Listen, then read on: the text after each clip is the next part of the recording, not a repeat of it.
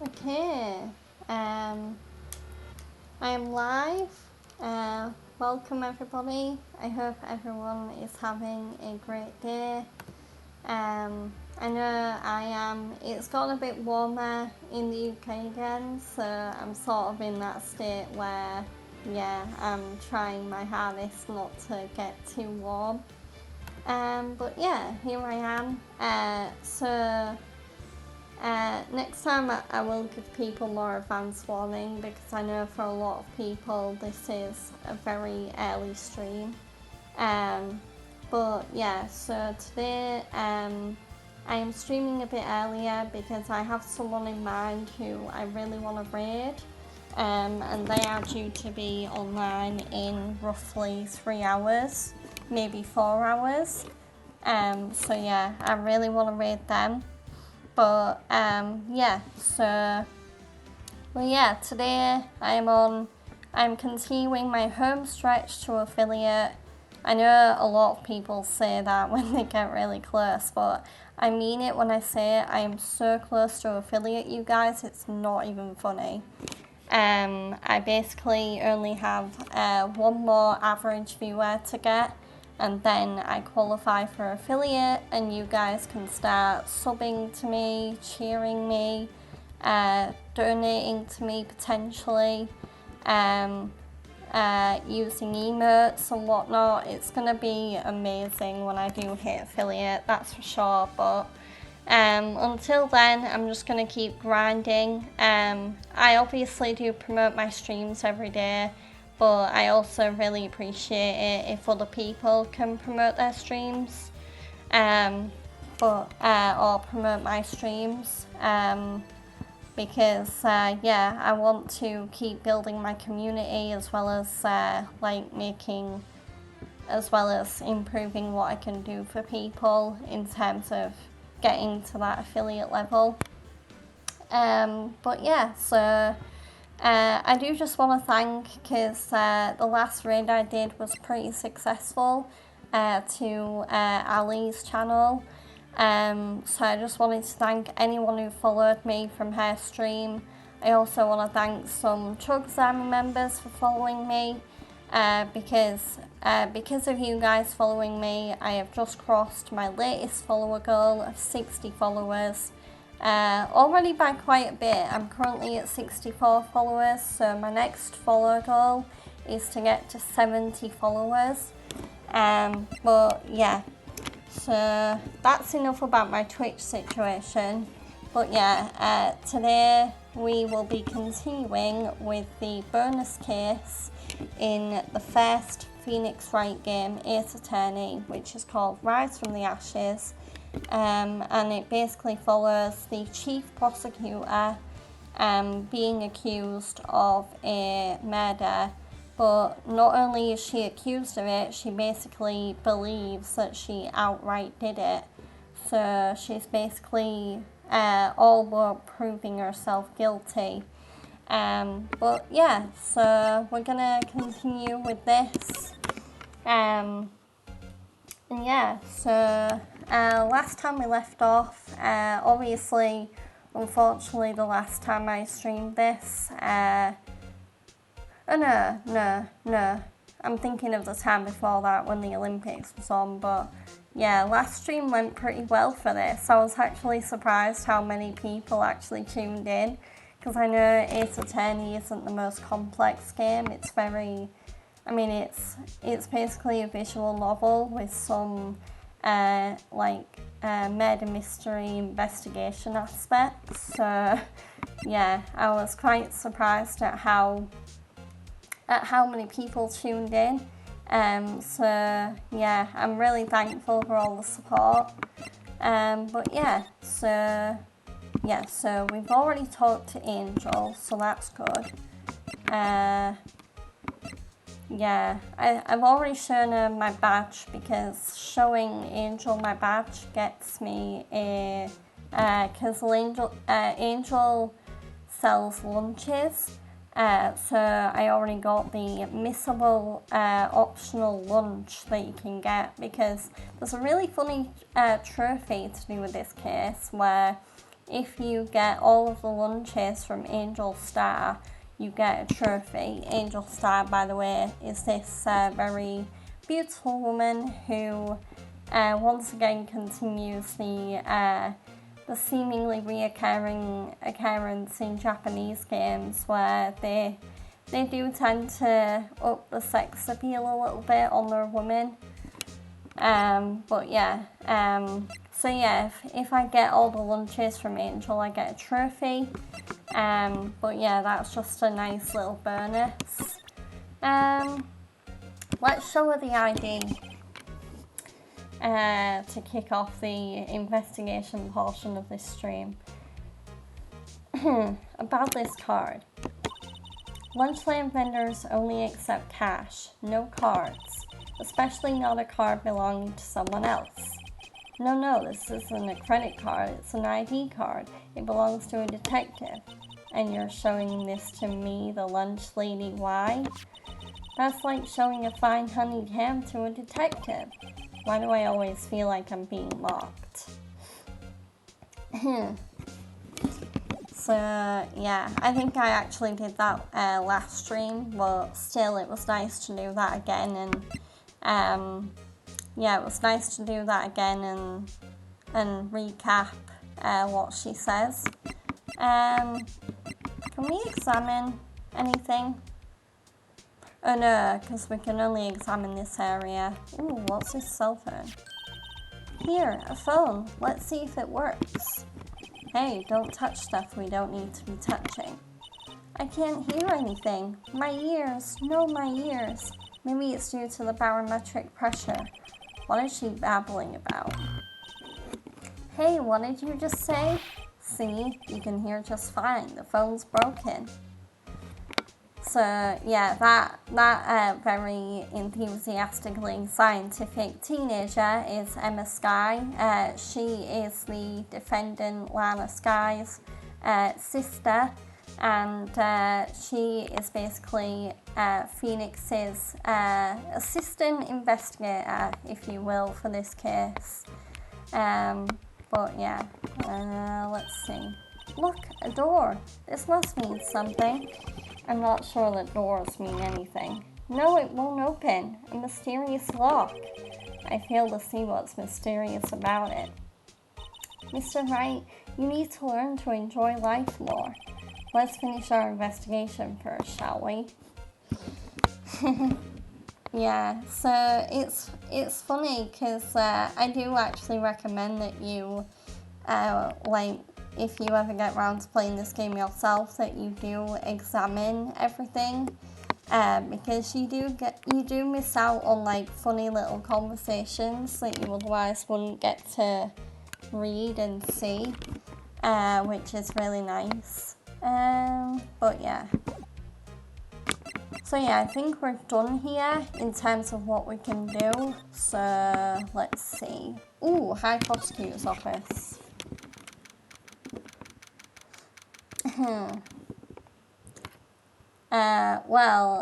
Those that have been keeping up with my Ace Attorney streams and or are familiar with the Ace Attorney series might realise who this room belongs to. This is the kind of room that just screams, I can do the job. Quite a change from your office, really. Thanks. Look, there's a trophy or something here. A trophy? What, that shield? It takes real nerve to display stuff like this. Whoever's office this is, they must be a real stuck-up jerk. Phoenix, right. You never tire of prying into other people's business, do you? That voice. Yep, this is Miles Edgeworth's office. Oh my god. Long time no see, Edgeworth. Huh? Ah! Mr. Edgeworth. You know him from somewhere? Of course. I'm his biggest fan. My sister introduced us once and... Right, her sister is the chief prosecutor after all. Well, what brings you here? I'll warn you, I've been known to be a real stuck-up jack. Yeah, that's literally what Emma just called you. How did you know? No, did I? No. It was just Mr. Right here. Hey, don't blame me. We're just here to investigate a murder case. Murder? A body was found in this nasty bright red sports car in the parking lot. That would be my car. Wait, what? The body was found in Edgeworth's car? What? Your car? I'll say one thing, she certainly can scream. But yeah. By the way, I do hope the audio is okay. I did have to tweak it slightly because obviously, so the last time I played a game on my PC, it wasn't actually Ace Attorney, which is usually the only game that I play on PC when it comes to my streams lately. I actually played a bit of Sonic with my fiance, so yeah, I've had to do a bit of tweaking with the audio, but I hope it's coming through nicely. But yeah, let's talk to Edgeworth. So, the body was found in your car. Go ahead, say it right. You think I did it, don't you? After you went through all that trouble to help me last year, no less. Of course, by that he's referring to the last case that we did in the base game, because this is a bonus case that we're doing now, but the last case in the base game was saving Edgeworth and proving his innocence. So, yeah. No, we don't think you did it. I mean, it was my sister who stabbed him. Wait, no, she didn't do that. I mean, wait, so you're the chief prosecutor's little sister then? Yes, sir, Emma Skye. It's nice to meet you again. Now that didn't sound forced at all. Ah, now I remember. You've really grown. I'll admit, it was a surprise for me too. To think that my own car would become the scene of a murder. More surprising still, I'm being forced to prove my superior's guilt. I can understand. Well, wait, what did you say? Lana Skye is the chief prosecutor, the top prosecutor in the district. She can't prosecute herself, so I'll be the prosecutor at the trial tomorrow. You? Mr. Edgeworth? Okay, let's ask him about himself. To be honest, it's a bit of a miracle I'm still here at all. What do you mean? Rumours? You've heard the rumours about me, haven't you? Miles Edgeworth. It's hard to remember a time when there weren't rumours about this guy. Forging evidence, arranging false testimony, illegal searches, you name it. Thanks to you, my innocence was established in the trial at the end of last year. However, there are some who say I'm the one responsible for the current incident. What? That's crazy. Some people need very little excuse to think ill of others. It's a fact of life, impossible to stop. But some of them even go so far as to present me with toys like this. They think it's funny. Toys? That bronze shield? There's gotta be a story behind that one. Okay, let's ask him about the defendant, Lana Skye. Chief Prosecutor Skye? Yes, we first worked together on a case 2 years ago. It was my first big case. That's right, I remember. 2 years ago, I wasn't even a lawyer yet. Since then, I always felt that she was looking out for me. It appears I was mistaken. Mistaken? Why? I mean, I know she's not the warmest person, but I'm sure she felt some responsibility for you. Then why? Why did she stab someone in the trunk of my car? Not only that, she stabbed him with my knife. What? Oh my god.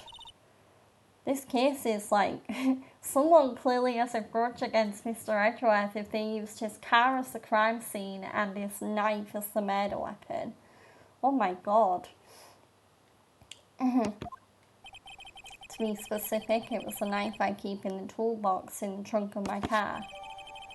Sir, Edgeworth's knife has been added to the court record. The murder weapon, usually in Edgeworth's toolbox, traces the victim's blood, no fingerprints. Edgeworth? What? Are you sure you didn't do it? Come on, can you take a joke? You have a strange sense of humor, Mr. Wright. Okay, so let's,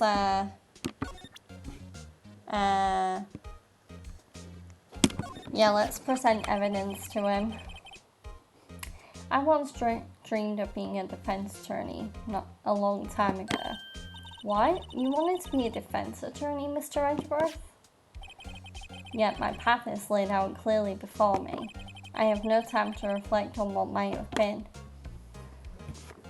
Okay. Say, Edgeworth, I was wondering about this. Mr. Wright? Huh? What? Are you sure you should be showing that to Mr. Edgeworth? Oh, he'll take it for sure, won't he? I wish I could be on the same side as Mr. Edgeworth. But then my sister would be found guilty. If she sighs any deeper, I'm going to start getting depressed. Oh god. Okay, it's against my policy to discuss evidence with the defense, especially with you. He doesn't like you much, does he, Mr. Wright? Nah, with Edgeworth, it's never personal. It's all about winning tomorrow. Okay, so let's examine the room because I think Phoenix really wants to ask Edgeworth about this trophy. I've been wondering, what the heck is this? It has a big K on it. Of prosecutors. Huh? What's that? It's the King of Prosecutors trophy. King of Prosecutors? It's a great honour. They send that shield to the best prosecutor each year. What, sir? So, that K, that's... K stands for King? Yeah, you got a problem with that? I didn't design the thing. King of Prosecutors, kinda like Employee of the Month, only better. Okay, King of Prosecutors trophy given to Edgeworth, King of Prosecutors at the police department on the day of the murder. Okay. Oh, that's weird. We can ask about it some more. So, that's the King of Prosecutors shield, huh? Well done, Edgeworth. You must be proud to be the King of Prosecutors. Congratulations, King of Prosecutors! Please stop saying that. That still doesn't explain one thing. Why is the tip of the shield broken off? Okay, let's ask him about his rather fancy jacket. Wow, this jacket is even lacier than his usual ones. This must be his lucky trial jacket. Lucky jacket, right. I've never seen him wear it. I'm sure there's a story behind why it's in a frame. Maybe I'll be naughty and take a picture. She's getting way too excited about this. Is there anything else? I'll just check that we can't talk with Edgeworth about anything. Yeah, that's fine. So we can just keep examining. Oh my god. My. What an amazing bouquet. Just right for Mr. Edgeworth. No kidding. Hey, there's a card on it.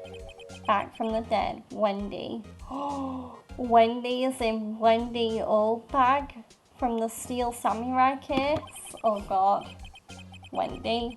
I've heard that name somewhere before. And beside it, a giant steel samurai. Wow, I want one. Huh? There's something written on the bottom of his foot. Between a rock and a hard place. Wendy. Wendy? Is she Mr. Edgeworth's fiance? I don't think so. But yeah, that was the Wendy that's been sending Edgeworth gifts. And she also appeared as a security guard and key witness in the Steel Samurai case. Let's see. A white desk. It's quite tiny as one might expect. What a nice desk. easy to use and easy on the eyes. It's polished so well I can see my own reflection. Strange. Why did I just picture Gumshoe? Maybe I'll take that name plaque as a souvenir. Don't. He'll sue you. Okay. Yep, so we've, yeah, I wonder what's up with this chessboard. Hey, a chessboard! I'm not too up on my chess, but it looks like blue's in a bit of a tight spot. The red knights have surrounded the blue pawn. Huh? Those horses are mounted knights. Their swords have really sharp edges. And check out that poor pawn. Its head is kind of spiky. Reminds me of you. Mr. Edgeworth must be an avid chess player. What's wrong, Mr. Wright? Edges surrounding a pawn with spiky hair. Nah, it's nothing. Sounds like Edgeworth has it in for Mr. Wright if he's surrounded a chess piece that looks like him with red, angry chess pieces. But yeah, let's see what else is there. Ooh, couch. Mr. Edgeworth has such a comfy sofa. Sofas like this make me want to curl up and take a nap. I bet he pores over his case files here until the wee hours of the morning. Then he takes off his jacket, rolls up his sleeves, and goes to sleep using his arms as a pillow. I don't believe it. She's actually daydreaming about Edgeworth working. I bet in the morning he has sofa hair and little creases in his cheek from the seams. He's so cool. Sofa hair is cool? I mean, yeah, there's nothing wrong with sofa hair. Just like how there's nothing wrong with bed hair. Let's look at the bookcase on the right. Whoa, these are all case files? They're stacked up to the ceiling. There's even a ladder. Odd. I thought Edgeworth wasn't good with heights. He must have someone get them for him. Yeah, maybe Gumshoe. Strange, why did I just picture Detective Gumshoe? By the way, I think the reason why he's picturing Gumshoe is a reference because so next month there's actually going to be a new HD remaster collection in the Ace Attorney series because I think I mentioned this on stream before, but yeah, the Ace Attorney Investigations games that came out early on for like, I think the DS are getting HD remakes, so Gumshoe and Edgeworth's side story will soon be available for PC players to play in gloriously remade HD. I will definitely be getting my hands on that game, and I'll probably play it on stream once I've played through this and also the Apollo Justice Trilogy and the Great Ace Attorney Chronicles that I still need to play through on stream. But yeah, I'm very much looking forward to seeing how they remaster the Miles Edgeworth investigations games. You must study these case reports so closely. He's so cool. You wouldn't say that if you saw him sweating bullets up on that ladder. Nope. Ooh, a book. Ooh, cute. What a pretty... it's a tea set. Yeah, never mind. I go more for the instant tea bags myself. Amazing. The drawer below is filled with packets of tea leaves. They're all sorted by place of origin and flavor. Look at this royal blend. What an exquisitely splendid concoction. There's such a thing as taking a hobby too far.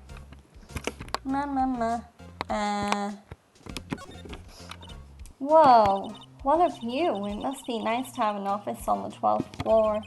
I guess you would feel important.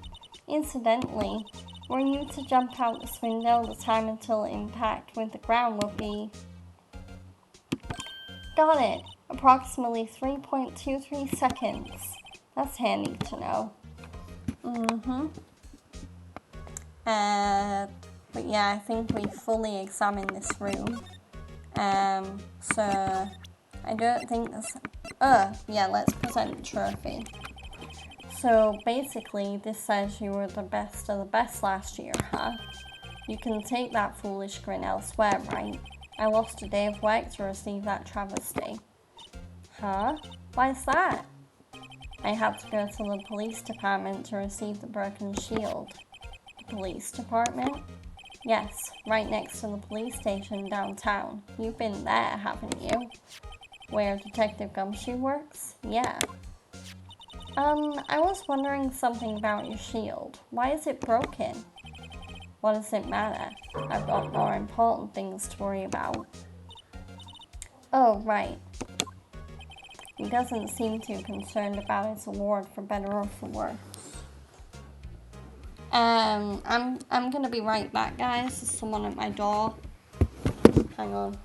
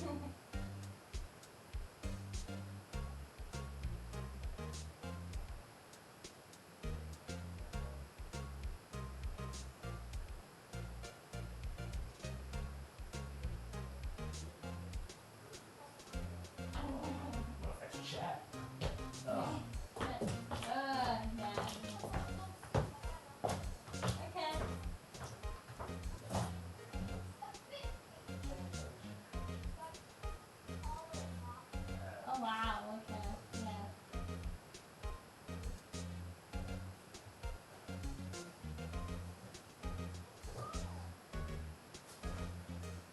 Yeah, we got a few spiders around here. Yeah. I'm sure this won't be dangerous at all. Oh Oh.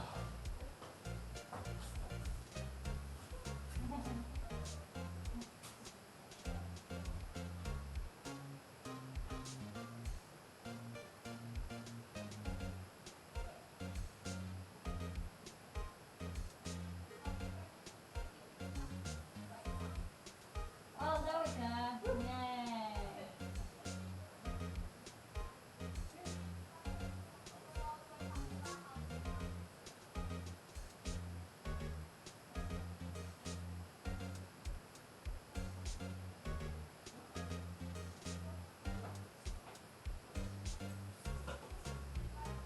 You're welcome. Welcome. All's That's fun. And that time I nearly lost the sweeping brush. It was the most British thing I've ever done. Yeah. Just a second, let me fetch the chair. I'll use the chair and the sweeping brush. Yeah. That is how I will retrieve the frisbee from the tree. Yeah.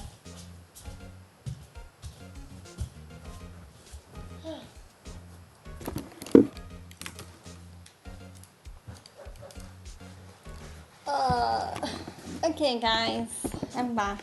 Sorry about that.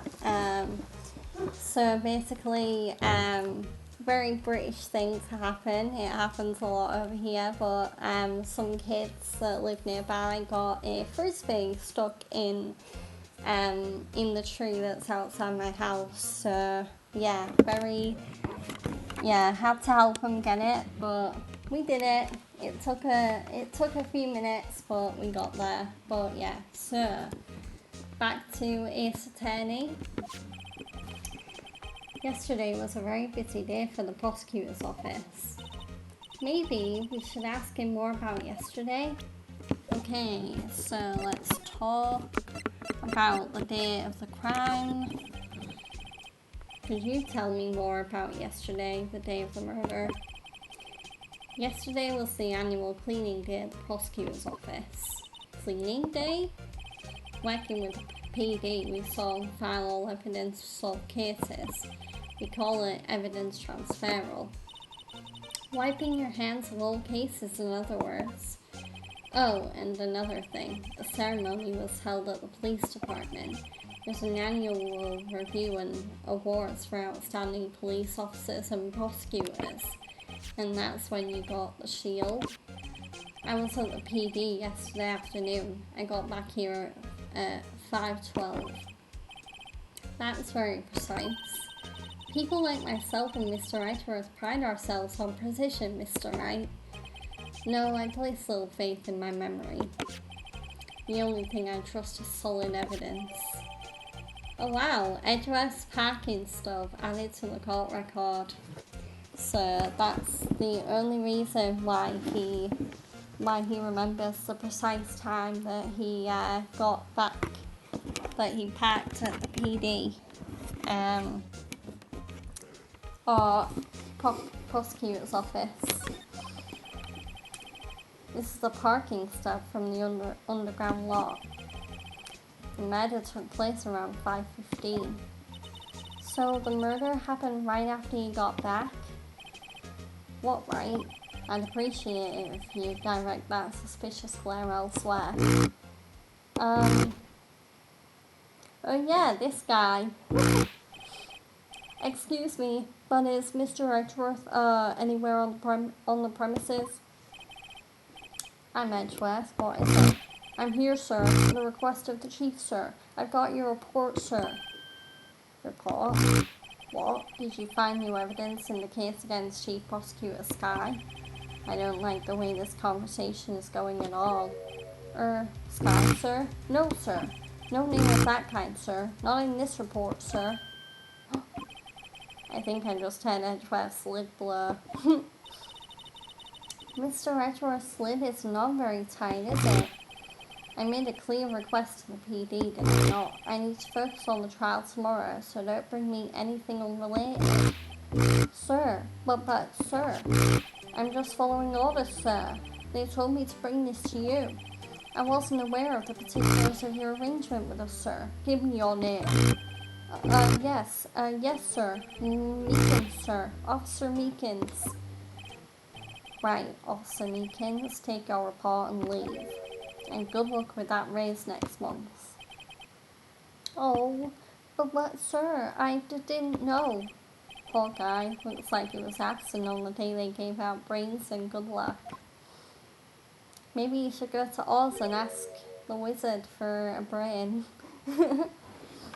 Right. Yes, sir. Gah, you caught me off guard. As you can see, I'm busy. You may leave now. Well, let's do what he says, Mr. Wright. The victim was a detective from the same department as that patrolman just now. Go down to the PD. You can ask them all there. Thanks. He seems to have finally calmed down at least.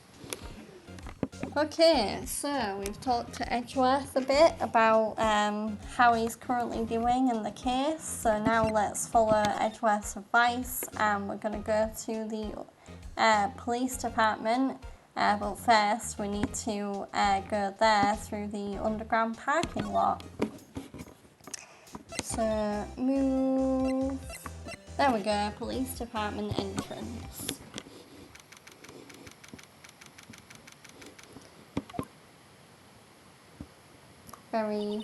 A very nice police department. Phew, we're finally here. Why would they put the police department so far away from the prosecutor's office? Beats me. That took almost 30 minutes by taxi and traffic wasn't even that bad. The police department, huh?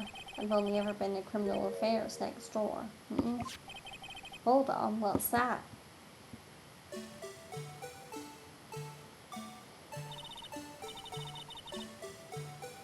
Disturbing. Why does it undulate like that?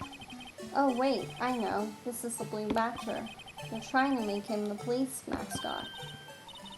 Wow, Mr. Wright, you sure know a lot about the police. Still, he does seem familiar somehow. Forget the Blue Badger. Who's that next to him? Someone appears to be dancing with the Blue Badger. Uh-oh, he noticed me. Sure is running over here fast. Hey, pal, what are you doing here? That's my line, Detective Gumshoe. Specifically, why were you dancing over there? What? Well, at least he doesn't seem to be busy. This is our chance to get him here. Hey, I'll have you know I'm a very busy man, pal.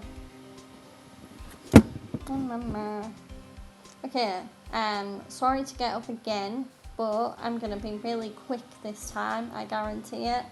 I'm just gonna refill my water bottle, because, yeah, I need to hydrate a bit more with it being how warm it is over here in the UK. So, yeah, I'll be right back.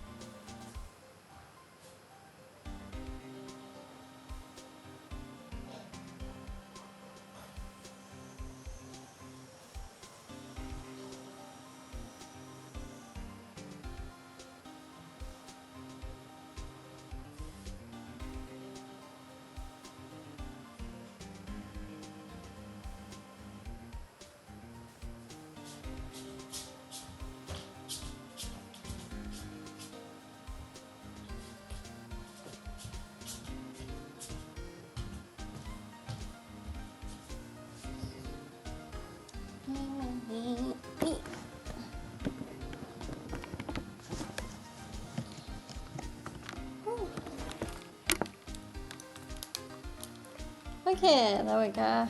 I'm all refilled in the drink department. Just gonna have a quick sip. But yeah, because I don't actually know how warm it is temperature-wise, but yeah, it's definitely a lot warmer than it was yesterday.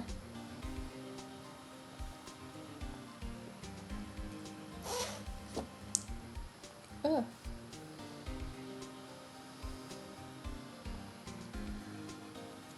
Oh yeah. Oh, there we go. So,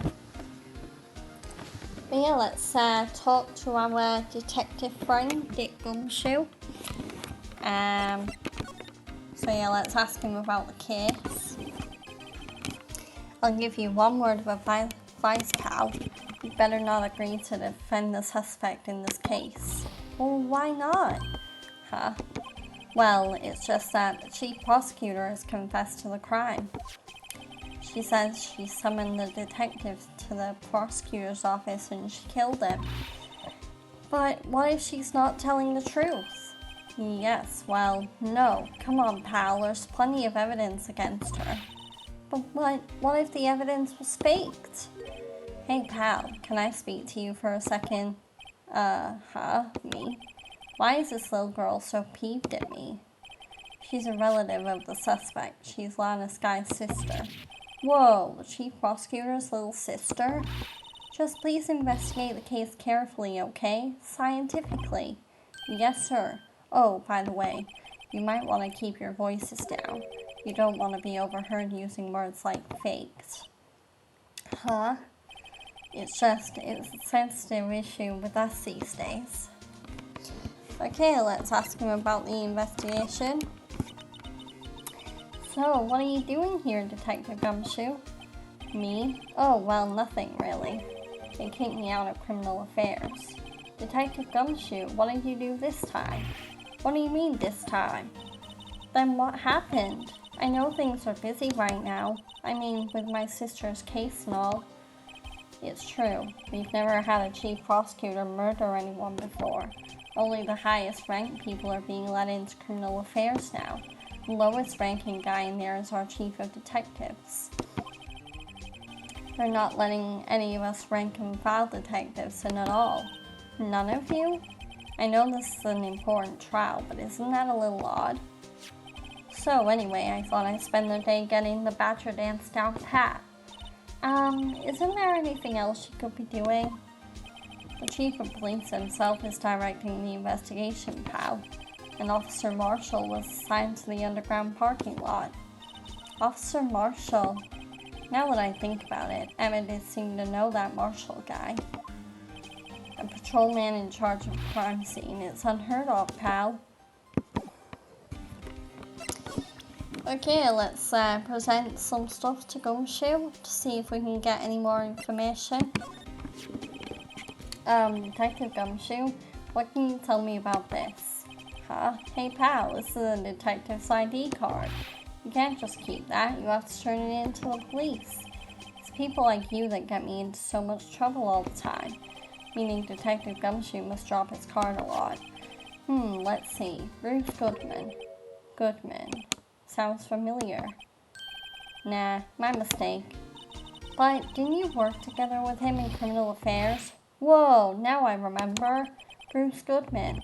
He's the victim. That's what I thought. Can you tell us more, Detective Gumshoe? Okay, let's talk to him about Bruce Goodman.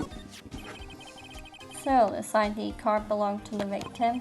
He was a detective like myself. Detective Bruce Goodman. Don't you think it's strange? I mean, why would the victim's ID card be lying on the ground where we found it? Well, Detective Goodman should have been at the PD yesterday. There was an evidence transferal for a case he handled 2 years ago. Evidence transferal? Mr. Edgeworth mentioned that too. But Detective Goodman was killed at the prosecutor's office.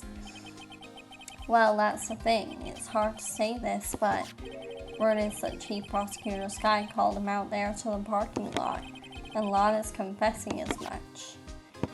Okay, let's present the Edgeworth's knife. Found in Mr. Edgeworth's car, stabbing Mr. Edgeworth's knife, huh? What would drive Chief Prosecutor Sky to do such a thing? Well, wait, I mean, sure, of course someone else really did it. Someone who must have a grudge against Mr. Edgeworth. The car and the knife do seem a little too well organized to be a coincidence. Poor Mr. Edgeworth, what could have happened? We have to find out a little more about what's going on with Edgeworth. And then let's present the King of Prosecutors. Hey, that's it.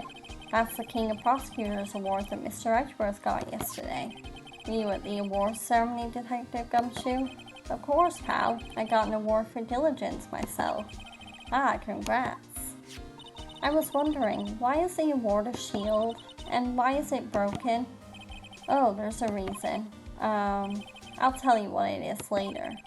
Apparently, it's forgotten. But I was proud of Mr. Edgeworth for winning that award. even with all the naysayers in the prosecutor's office.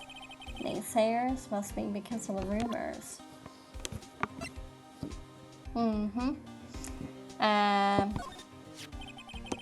Yeah, so yeah, that line of dialogue can be achieved by presenting the knife or the, yeah. So, yeah, there we go. So now let's ask Gumshoe about Edgeworth's troubles. He's in a tough spot again.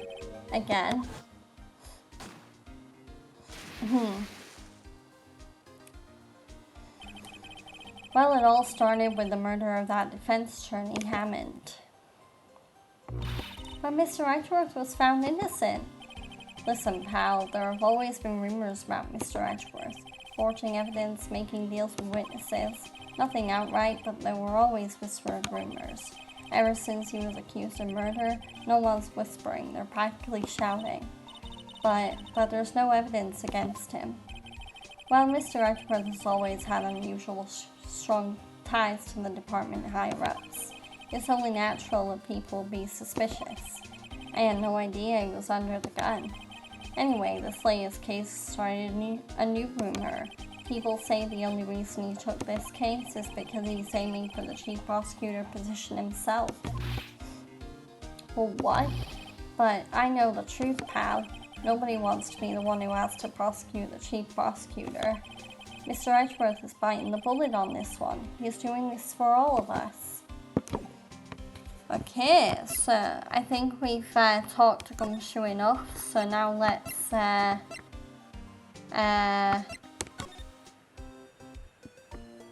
okay, let's move to the underground parking lot. No. Oh. Okay, no one's here. Or maybe we can go inside from the entrance. But I am curious about this blue badger, so I might examine that. I was wondering about that. What, the dancing blue badger? It's my masterpiece. Hey, it's the Dancy Blue Badger song. You made this, Detective Gumshoe? The chief threw together some designs and I just did my thing, pal. Nice work. It's battery powered, so it can go anywhere. There's no switch, so it just dances until the batteries die. Poor Blue Badger, fated to dance till he drops. Ooh, okay, Blue Badger panel added to the court record. And that's all I know about that. I'm not officially on the case, you know. Thank you. Why aren't you handling the case, Detective Gumshoe? We met the guy who is. What was his name? The guy in the parking lot? That'd be Officer Marshall. He was appointed directly by the chief of police. Officer Marshall? Is he some kind of Wild West sheriff or something? No, Jake Marshall's just a regular officer from West LA. For a moment there, I wasn't sure. Look, pal, let me try to make things a little easier for you. Show them this and they'll let you examine the crime scene, maybe. Ooh, okay, a letter of introduction from Gumshoe. I'll be surprised if this gets us anywhere. Just act like you're supposed to be there and nobody will look at you twice, pal.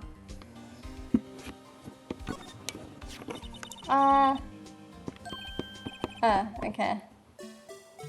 That's weird that even like it doesn't put a tick on it, so you basically have there we go. That's weird. The fact that you have to view that conversation twice to get a tick on that item. Very strange. But anyway, let's move back to the parking lot. Because now we're going to hopefully get permission to investigate and get some more evidence. Looks like the investigation is still going. I have to be getting back to the shop. Sorry, looks like I'll be stuck in this pit till the sun sleeps. I'll see you in my dreams tonight then, baby. Oh, still here? Ah, hello. Why the surprised looks? Didn't I mention? I've got a boyfriend in criminal affairs too. What happened to the security guard? Hey, what's wrong, Bambina? You're looking like a doggy that's lost its herd. Jake Marshall. Strange guy to put in charge of a crime scene. Okay, let's talk to Detective Marshall. So let's ask him about the victim. There's something I wanted to ask you. The scene of the crime, a cold grave for men who lost their dreams. And me, I watch over them as they sleep, dreaming of the desert's harsh judgment. He's asleep. Well, shall we show this hopeless case something that catches interest? Okay, let's try asking him about himself. There's something I wanted to ask you. Scene of the crime, a cold grave for men. Okay. So yeah, he really wants us to show him something. So let's present the letter of introduction. Would you mind reading this for me? What's this? I warn you, fan letters to me go right in the spittoon. It's a letter of introduction from Detective Gumshoe. May we investigate? Gumshoe? That old cow dog? He holding a birthday party or something? Huh? Look, where it should say letter of introduction, it says invitation. I think he just miswrote it. Wait, why am I getting all defensive here? No worries, this proves it's from Detective Gumshoe better than a blood test. Guess I better let you in then. Thank you, Officer Marshall. Oh, that's right, he's a patrolman, not a detective. Which reminds me. Hey, wait a sec. Isn't a crime scene supposed to be handled by a detective or higher? Oh, hi, Sharpshooter. I hope you're doing well. Yeah. Figured I'd get a few hours streaming before Chugs starts streaming. I do plan to raid him, so yeah. I hope you're doing well. And I hope you're looking forward to Chugs maybe potentially finishing Elden Ring today. Potentially.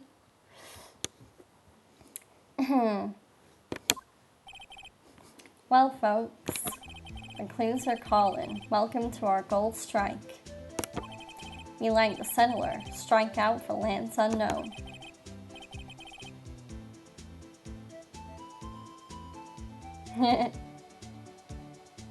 Oh, I can really relate because I'm in between jobs right now myself. So yeah, I'm currently looking for jobs and applying and stuff like that. But I'm also doing it casually for the minute because I'm also as I mentioned on Chugs' stream yesterday, my driving test is coming up, so I'm doing a lot of preparation for that, like extra lessons and practicing with my dad and whatnot.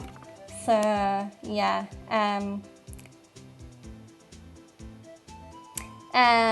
but yeah. Oh, thank you. Yeah, I appreciate that. As well as my driving test, I am also like doing, because my occupation is I'm a software developer. So yeah, I've started doing like little coding projects just to bolster my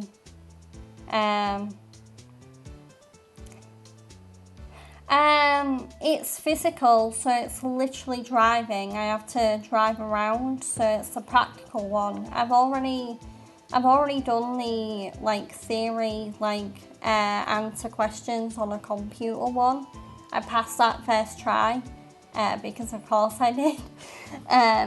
But yeah, yeah, so I'm going to be driving around for like 40 minutes and I basically have to make as few mistakes as possible. But yeah, Also, I'm really glad you love these games because, yeah, the Ace Attorney series is one of my favorite, just like simple games to play. It's great for passing time, or it's great for finding something to do when you don't know what else to do with your day. But yeah, so physical.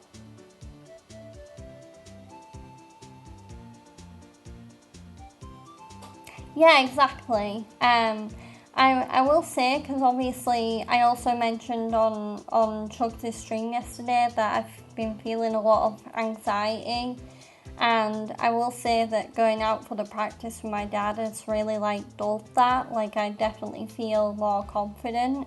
But yeah, I think the main thing that's sort of intimidating me about the driving test is that I don't exactly know where I'll be driving, but as you say, as long as I follow the rules of the road and drive safely, then I should be fine. I'm also feeling a bit of pressure because I've actually been driving for roughly 4 years, I want to say. So yeah, I've been learning to drive for quite a long time. But yeah, I think as long as I keep doing what I am doing, like getting plenty of practice and preparation in, I'm gonna smash it.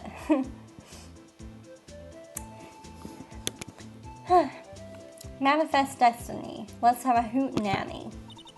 Note to self: police investigations are like settling land. Well, Mr. Wright, what do you say? I say I won't be needing this anymore. Detective Gumshoe's letter of introduction crumpled and discarded. Okay, so, can we talk to him about stuff now? Yes, we can. Okay, just gonna take another sip of my drink. Yeah, I have actually been going on the main road sharpshooter. I've not just been like driving in my estate that I live in. Yeah, I've actually been like going out and doing like roundabouts and different speed limits and stuff like that. So yeah, because I am a really good driver. Yeah, it's just sometimes. Yeah, I will be fine. I think that's the main thing that my driving instructor, who I do my lessons with, worries about, that I don't believe in myself. And clearly, if I was getting nervous, then maybe I don't fully believe in myself. But yeah, I do believe that I got this, and I'm gonna crush it. But yeah. Well, yeah, I appreciate the extra boost of confidence. Yeah, for sure. Because even if I know I can do it, it also helps my confidence to have people like telling me I can do it and just being like, "Oh, you'll be totally fine." Exactly. Yeah. Yeah, it was great to get Chugs' advice yesterday because, again, like, it was his first stream in a while. I'd really been missing him a lot, so just to get some of that familiar advice of his that I'm really familiar with and that always makes me smile, it was so nice. Yeah, Chugs is just the best. But yeah.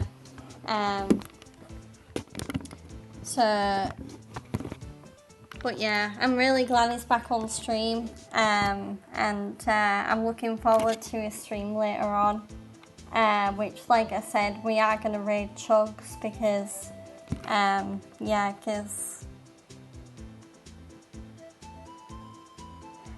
literally, yeah, all I've been envisioning lately is just that that inevitable day that's gonna come when I finally meet Chugs, and like I tell him like my Chugs Army name and everything. I just think he's gonna, yeah, I just think he's gonna give me the biggest hug and like be really pumped that he's finally meeting me, which makes my heart smile. But yeah, it should be live in, well, for me, he'll be live in like 2 to 3 hours. Yeah.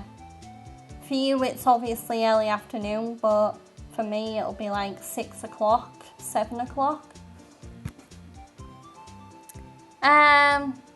No, I was hoping, I don't think he'll be there. I'll be honestly surprised if he will be, but obviously I'm going to London for AEW. So I was, yeah, I was kind of hoping that he might be going to London for All In, but given the fact that, yeah, him moving and I'm guessing him moving and having to like set stuff up might have maybe re-aggravated the injury a little bit.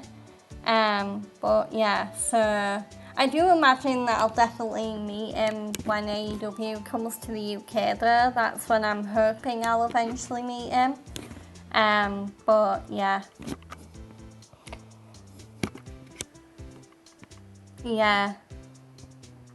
Yeah, exactly. Still doing physical therapy. I do wonder what's happening with that though, like whether he's still going to the same therapist or whether he's had to re-register with someone in Pennsylvania.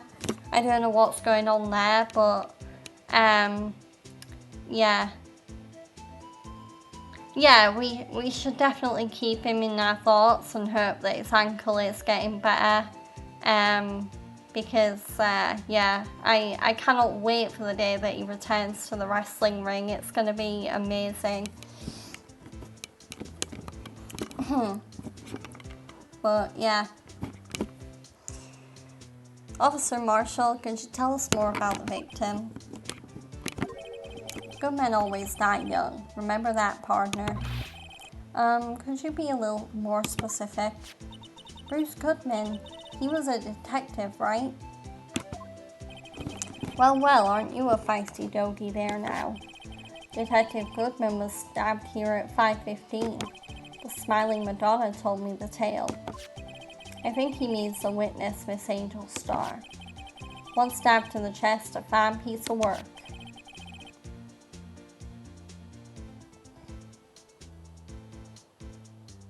Oh yeah, I cannot wait for Chugs' Game Room video.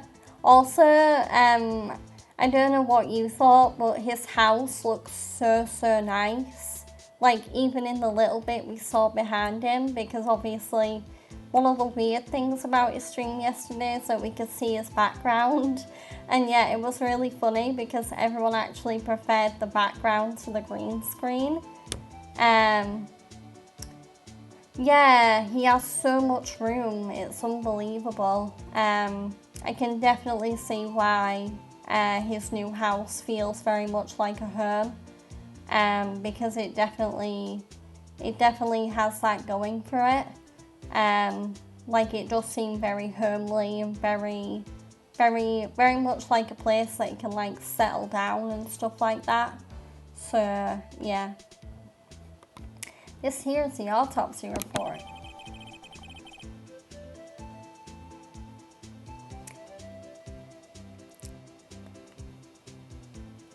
But yeah, so just a bit of promotion. So I do have a Discord server. So if you want to join my Discord server where I post stream updates, and there's also plenty of chat channels to talk to the other members, feel free to use the command that Discord, that Nightbot has put in the chat. I also have a YouTube, so if you want to watch my past streams but you're not very active on Twitch, I do have a YouTube channel, so feel free to subscribe to that. And then, yeah. Yeah, I know, right? I was literally I was literally thinking that, Sharp. I was like, oh my god. I was thinking how nice it would be to do the to be his neighbour and just go to his house and explore it. But yeah, also I hope the Discord link works, Sharp. If it doesn't, let me know. I do have a tendency to leave it until it's invalid, and then once someone lets me know. Oh, there we go. I just got the notification. That's fine then. But yay, thank you for joining my Discord, Sharp. I really appreciate it. Yeah. Yep, I just got the notification. But yeah, thank you. Thank you so much. Yeah, you'll find it's pretty similar to Chugs' Discord. So there's a lot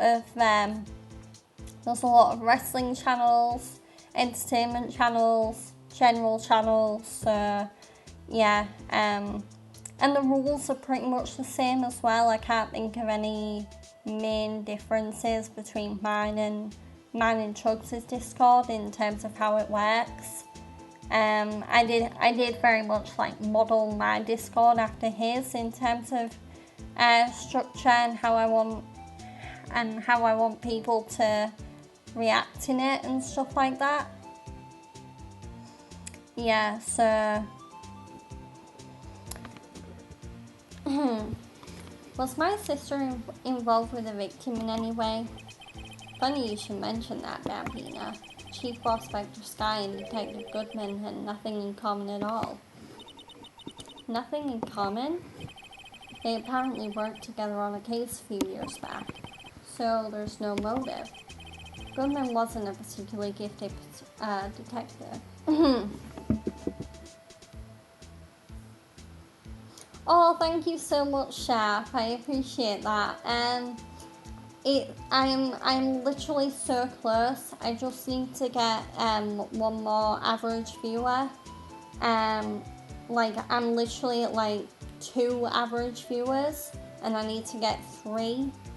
So yeah, I'm so close.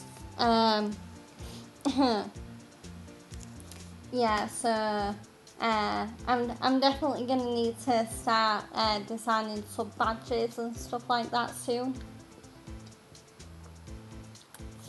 Because I mean, I'm probably being optimistic here, but I'm hoping it won't be too much longer before I hit affiliate. So yeah, I'm definitely gonna need to start setting up. So I've done all like the stream watching criteria. I just need to get the average viewers. So I basically need to have like 3 or more viewers for like a few streams. Yeah, so obviously right now I'm currently just under because there's 2 viewers. Yeah, so but yeah, I need to get more than 3 people. Oh, I'd love that, yeah. But yeah, this goes for anyone. You are more than welcome to bring friends into the stream. Because if it ends up in more people being exposed to my content, because like the comments I've got about my streams have been really nice. Like people seem to really enjoy my streams. Like they think I'm very laid back and very cool and very nice, which has been really great to hear. So, but yeah, the more the merrier. Like if you want to bring like a full friend group into the stream, then please feel free to go ahead, because yeah, I'm more than happy with like more and more exposure. Pardon me. But yeah, Goodman wasn't a particularly gifted detective. That's one reason why he didn't do much work with the Chief Prospector. But my sister called the victim here on the day of the murder, right? Here, to this parking lot? So it seems, like calling an unarmed man to a shootout at high noon. Okay. Okay, let's ask him about himself.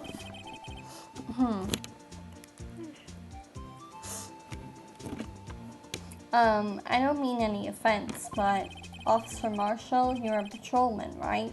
Not a detective. You calling me out. They shoot you for that in Texas. Oh my. Huh. I was one of them fancy shoot detectives till 2 years ago, to tell you the truth. Oh really? Now he tells me. There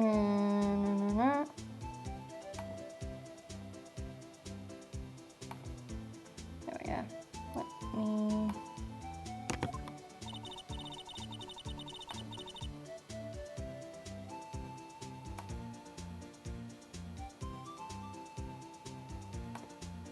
Yeah, I really like this case.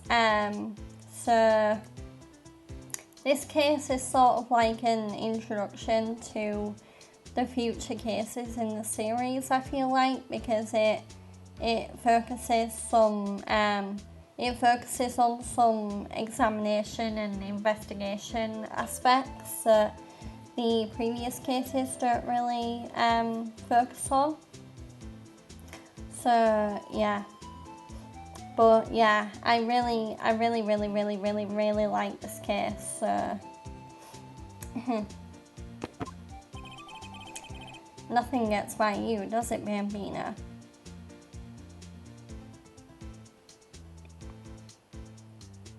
Yeah, thank you, Sharp. Yeah, yeah, that's how I want people to help me anyway. Like, I'm okay with, like, if I ask for some help, like, unless I seem genuinely stuck, don't just give me the answer.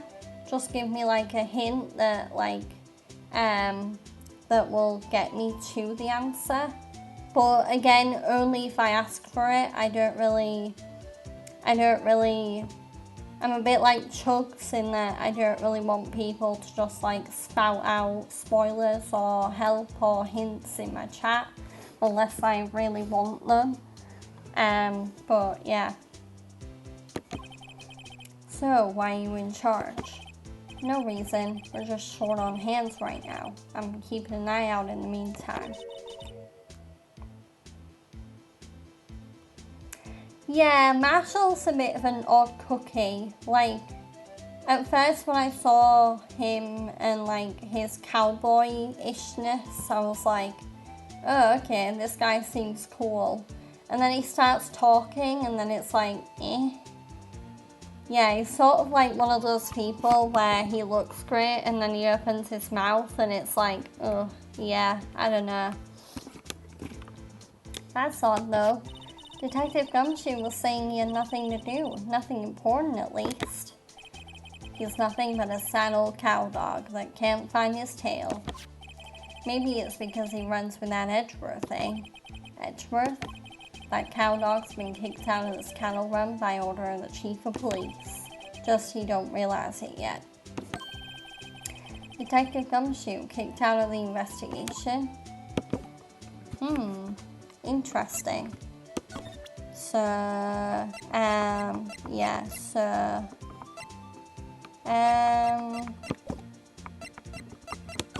I wonder, maybe it's time to examine now. Yeah, because we can examine, so let's, pick up some clues. This looks like a cell phone. Scientific analysis would suggest this belonged to the victim. I can't think of anyone else it would belong to. What's so scientific about that? Should we check it out? Check it out. Right, let's check it out. Okay, time for some examination.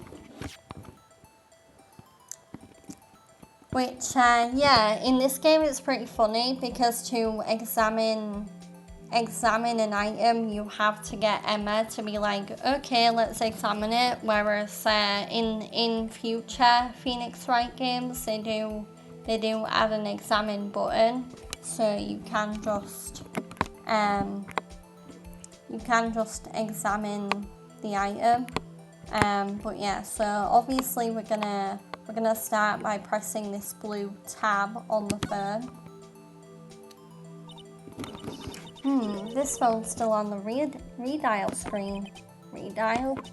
Mr. Wright, most phones keep a record of all the calls you've made and received. You just press the blue button to display the last number you called. Convenient, isn't it? I'm surprised you didn't know about it. Sorry to disappoint you, but even I know about things like redial. Huh? Oh, I'm sorry. It's just you never know with people from your generation.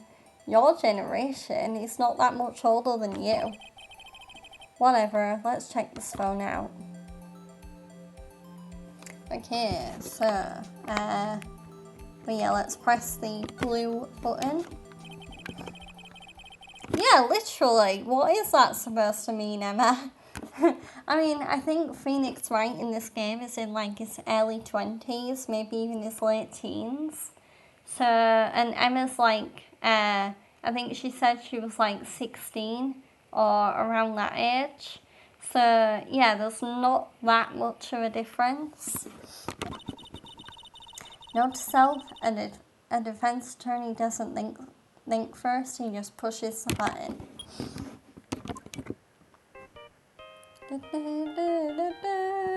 Oh, I love the Steel Samurai ringtone. Hey, that song, I know that. Hey, what's going on over there? Oh, sorry. I see you, partner. You pressed redial on that there phone, didn't ya? Well, yeah. Whose phone is this, anyway? It was on the ground over there. Whose is it? That belongs to Chief Prospector Skye. What? It's my sister's? That's interesting that Emma didn't recognize her own sister's phone. Ugh.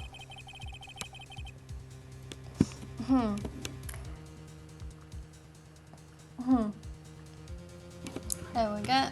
And I'm just gonna have a drink. Yeah, because my allergies aren't too bad today, like my seasonal allergies, but yeah, even when they're not that bad, they can still like make my throat a bit like stuff can catch in my throat and stuff, so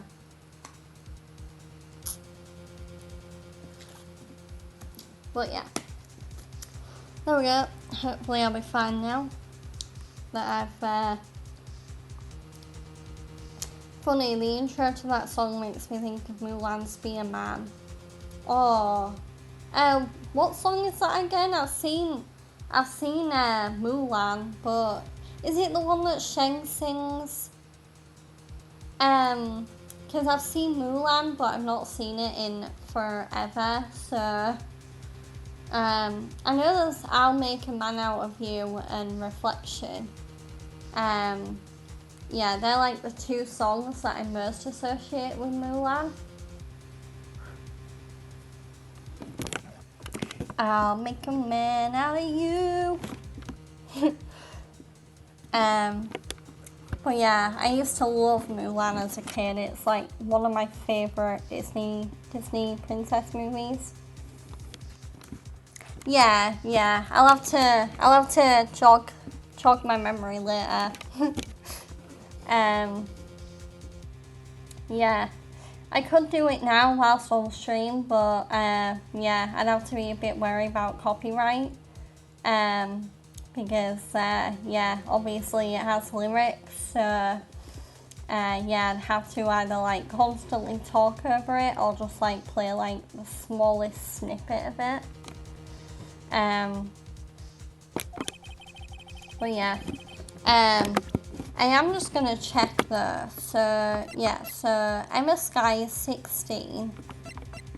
Or I was hoping it was gonna tell me how old Phoenix was as well, but Yeah, so Emma Sky's 16, and yeah, I'm pretty sure that Phoenix is like 19, 20 in this game.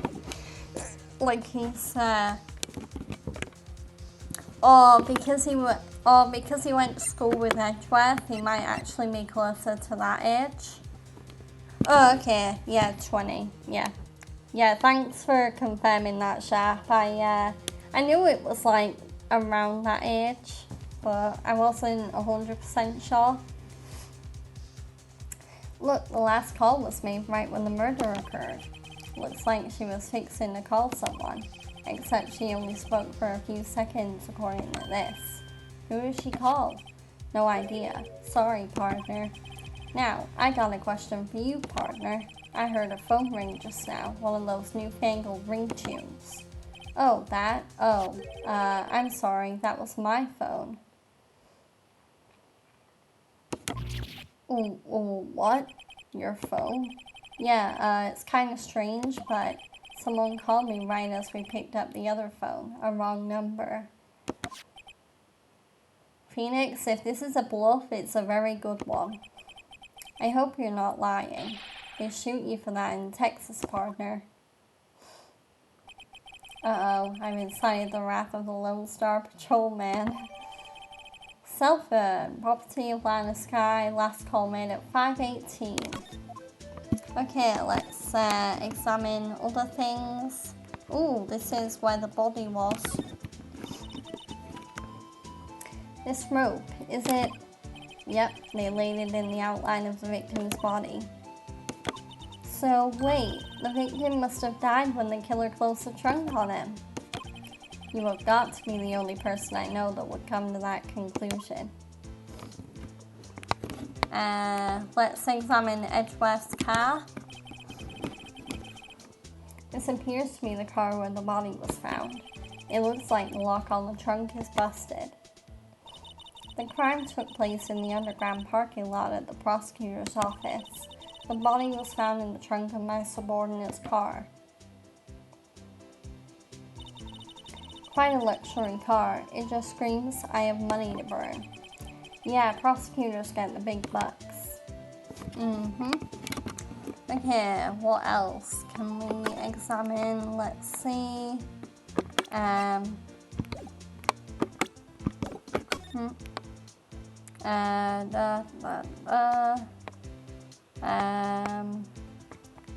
don't think there's anything else around here. An oil drum looks like it's filled with water. It's heavy. I can't even budge it. The drum over here is on its side. Wait, I know. I'll hide in here and do a stakeout. I think you'll probably just get arrested. In fact, you may not even have to hide in the drum to get arrested. What? I'm not suspicious. Okay, let's talk to Marshall about Lana Sky. So, there's no connection between Detective Goodman and my sister. That's correct, but there's a goldmine of evidence against her. And the prospector tomorrow is none other than Edgeworth himself. I'm afraid your sister's fate is decided, Bambina. Many condolences. Officer Marshall. Yeah, Bambina. How can you say that? You and my sister, you were... Is there something between this cop and her sister that I don't know about? I apologize, Bambina. Something must have gotten to me. Maybe it's that dry wind that's blowing through the prospector's office. Dry wind or ill will, someone's up to something here, but who? Okay, let's ask him about the office atmosphere. Suspicions about Edgeworth have been flying around for nearly 2 years now. Forged evidence and arranging testimonies, you mean? He was unbeatable because he did whatever it took to win. Unbeatable, that is, until he met you. But rumors are just rumors, aren't they? These are prosecutors we're talking about. Evidence is everything to them. Looks like he's 24 at this time. Yeah. If you follow the rumors about Edgeworth to their source, you might find one person. but they're off limits, untouchable, you might say. One person who, hate to say this, but it's your sister, Bambina, Chief Prospector Lana Skye. What? My sister?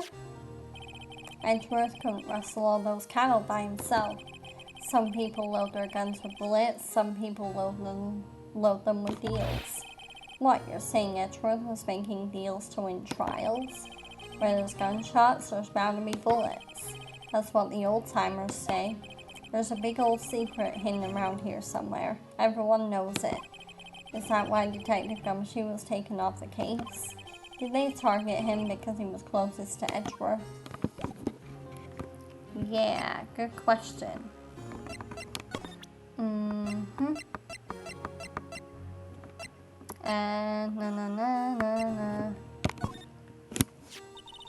My sister's cell phone. The last time it was used was 5:15, right after Goodman was killed. Maybe she was canceling her date for the night. Why did Lana make that call? Yeah, why did she make that call?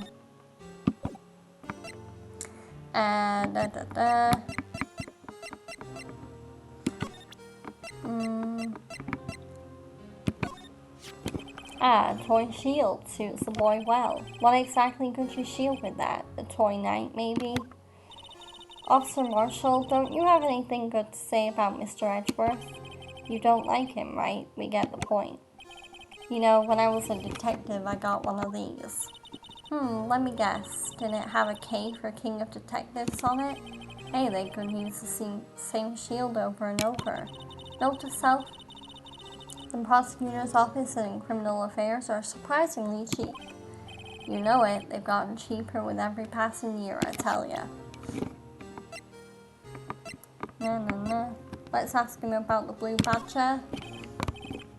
Alright, compadre, count to 3, huh?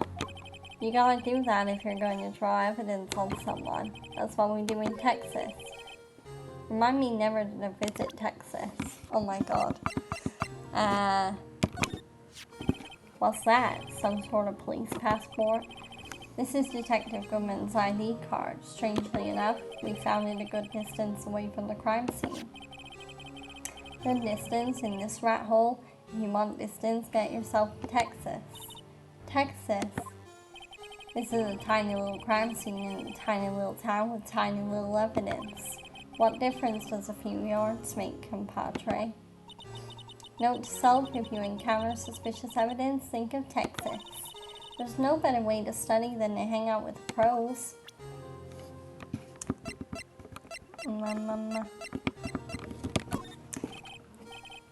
Yeah, Okay, so I think we've examined everything that we can. Oh, hang on. Look, a stylish glass-walled room. Very nice. You can see the whole parking lot from in there. It says security. Perhaps it's a cafe? Huh. Cafe security. Yeah, that must be it. Let's check it out later. I hate to break it to you, but I think that's probably just a security guard office. You know, I scored a 97 on my science test the other day. Too bad they don't have a test for common sense. Yikes, Phoenix.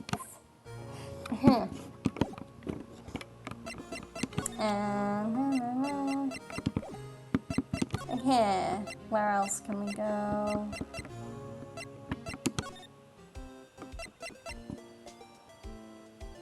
Yeah, she really has the weirdest theories. It's crazy.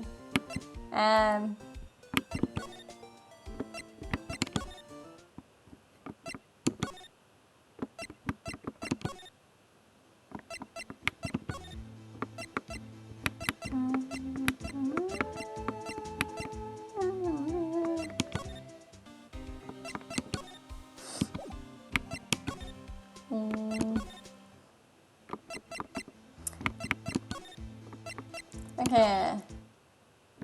Nope.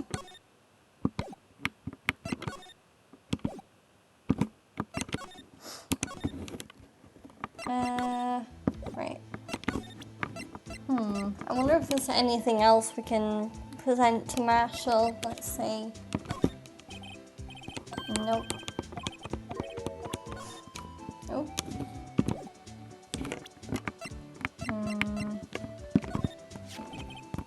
5:12 p.m. The prospector's bright red steed came in at a trot real slow like. A trot? My Madonna tells me the crime occurred 3 minutes later, so it seems the chief prospector was lying in wait. Maybe waiting for her prince to ride in on his bright red horse. So what you mean is, the killer intended to use Edgeworth's car all along.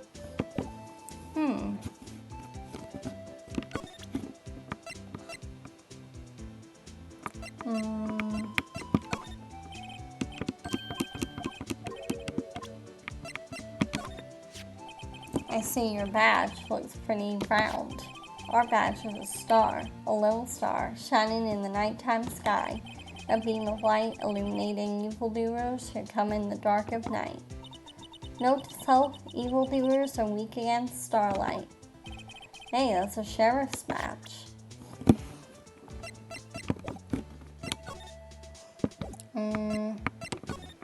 Okay, let's see.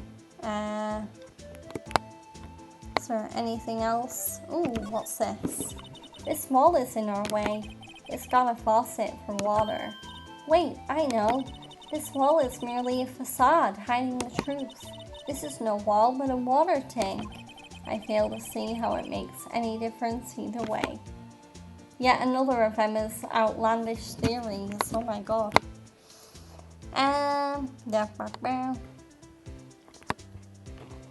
Just seeing if there's anything else I can examine. Let's slide over here. Ooh, yeah. B-block is through there. That's where visitors park. I can see the lunch lane car over there, far in the distance. Hey, you're right. I like the cute sign on the door. I can see a cartoon cow munching down on a juicy-looking steak. Doesn't that strike you as a little creepy? Just don't think too deeply about it and you'll be fine.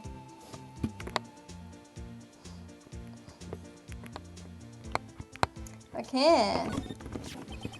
What's this? Looks like a note of some sort. Look, something's written on it.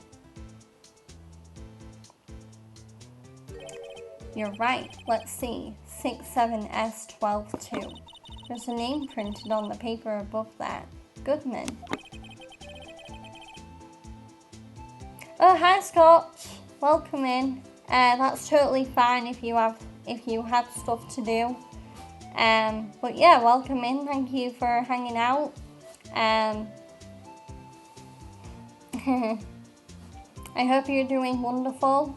I am aware, by the way, that Chugs is streaming later on. I do very much intend to stay on long enough so I can raid him. So yeah, feel free to get comfortable.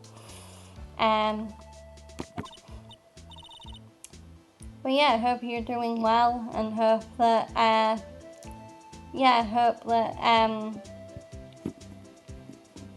that you're just having a nice day.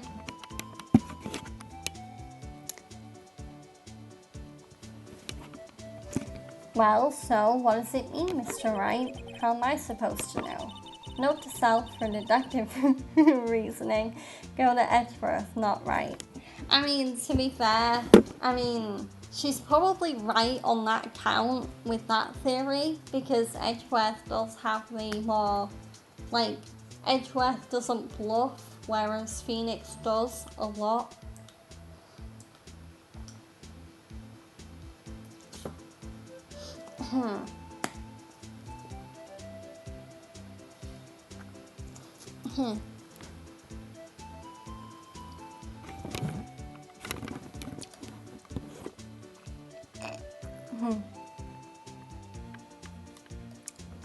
I'm glad you're doing well, Scotch.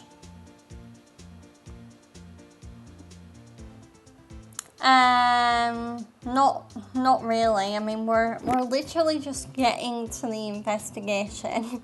It feels like that's literally what's happening. I'm sure Edgeworth doesn't know what this means either. Oh, okay. Goodman's note's been added to the court record. So, well, how are we doing, Mr. Wright? I guess we've got some clues. We have an autopsy report, a note from the victim, and a cell phone. So, you think we'll be okay? Well, the only thing still bothering me is that Lana is confessing. She says she did it. No problem. I can guarantee that she's not the criminal. Oh, by the way, Emma. Yes? I know that song your phone plays when it rings. What?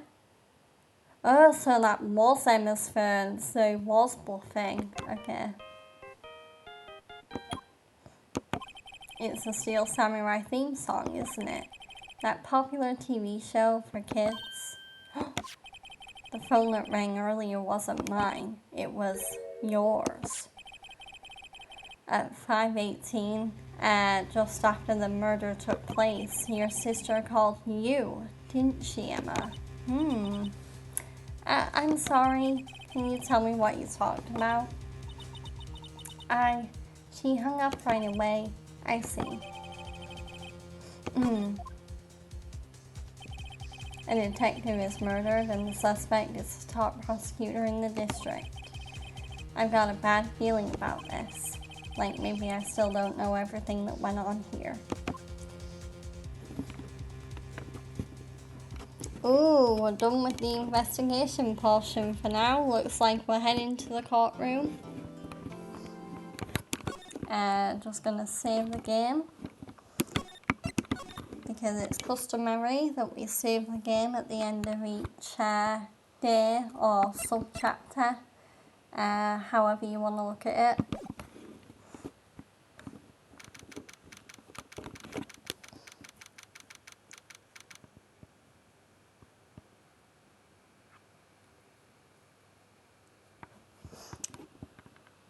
Yeah, I think that's why I really like that they have the multiple investigations in a case, because it does allow not just you but the characters to build on what you already know and figure new things out about a case.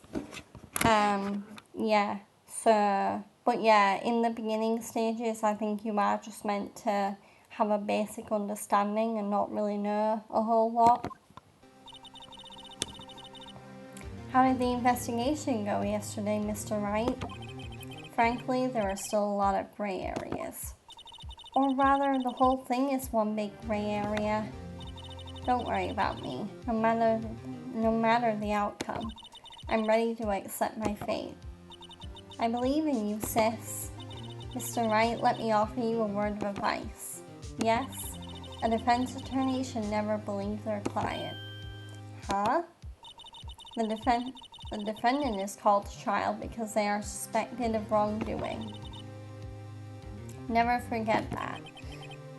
Miss Skye, you remind me a lot of Mia, but there is one decisive difference between you and her, and that is, you're not a defense attorney. I believe it's almost time for the trial. Good luck, Mr. Wright. My first trial without a Fae helping me. No one's going to bail me out this time. Yeah, that was a passionate comeback. I'll be alone in there, so I have to discover the truth all by myself. Let's do it, Mr. Wright. I'll be with you the whole way.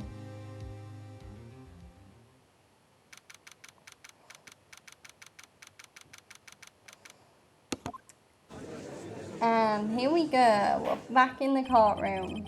Yep, all rise, everyone. Yeah, that's something they actually add in the later games. So starting from I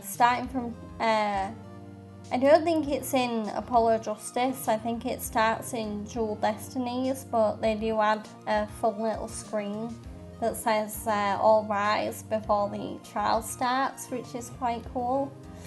But yeah, all rise. Yeah. I know that can also be used in a wrestling sense, because obviously, oh, you've been streaming that lately. Oh, that's nice, Sharp. Yeah. But yeah, Dual Destinies is such a fun game. I think I'm actually on that part in my off-screen playthrough of the Apollo Justice trilogy. I think although I'm very late into Dual Destinies, I'm actually on the bonus episode that came out with the HD collection. So I just need to do that, and then in terms of my playthrough off stream, I'll be on Spirit of Justice, which is the latest one. It was the latest one before the Great Ace Attorney Chronicles got remastered. Oh yeah, I love Athena's ability. Like, don't get me wrong.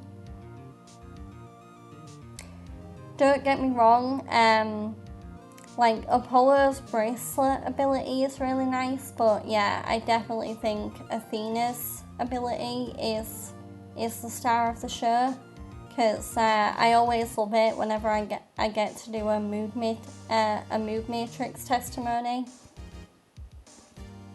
Oh, I'm sorry Rising has been hard for you lately, Scotch. I'm glad it doesn't hurt as much today, but yeah, I'm sorry to hear that you're potentially going through a tough time. I hope things get better for you soon. But yeah. Court is now in session for the trial of Miss Lana Skye. The defense is ready, Your Honor. The prosecution has been ready for a while, Your Honor. Edgeworth.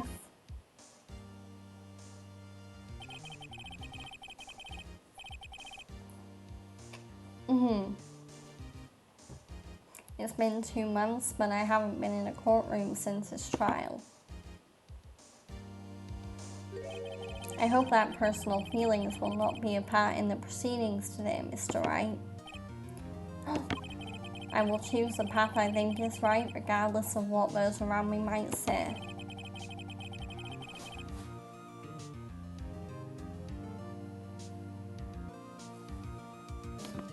Yeah, let me just, where are they?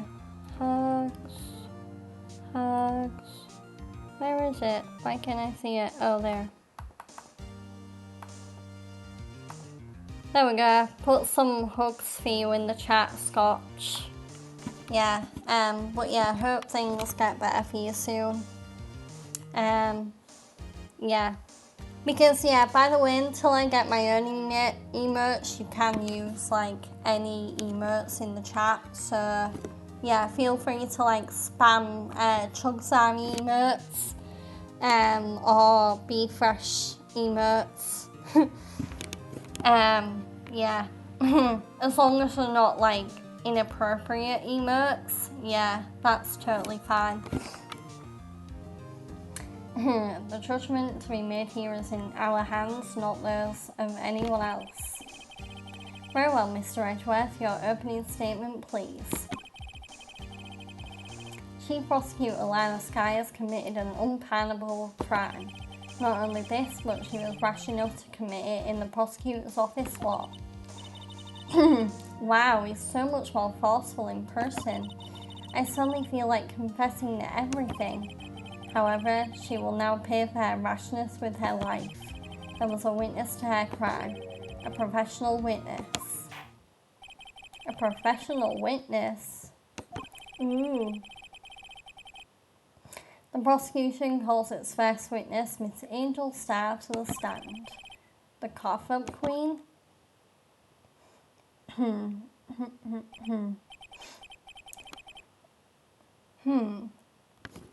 Okay, I guess I'm having a drink now. Because my voice has just broke a little bit.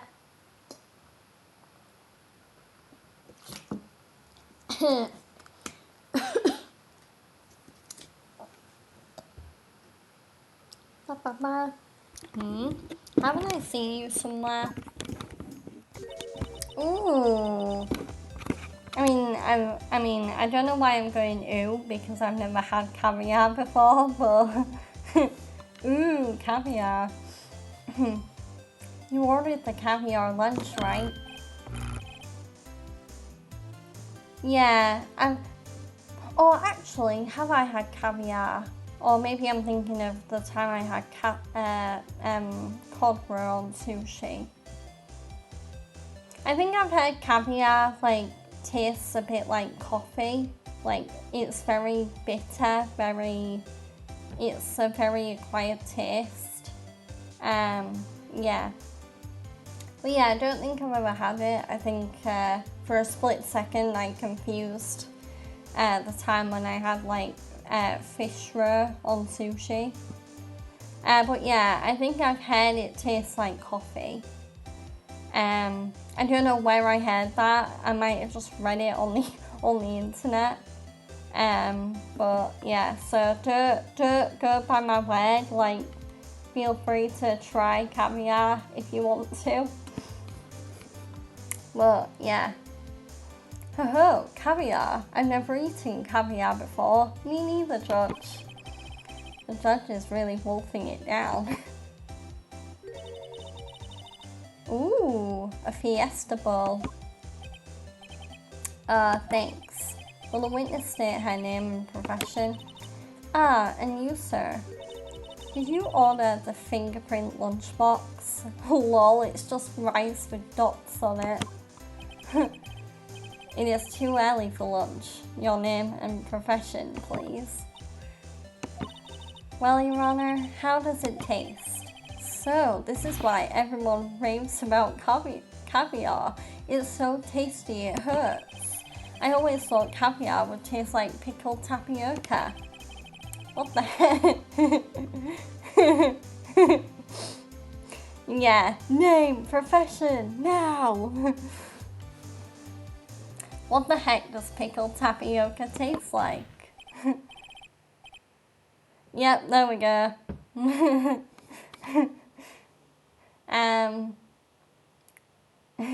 Yeah, name, profession, now.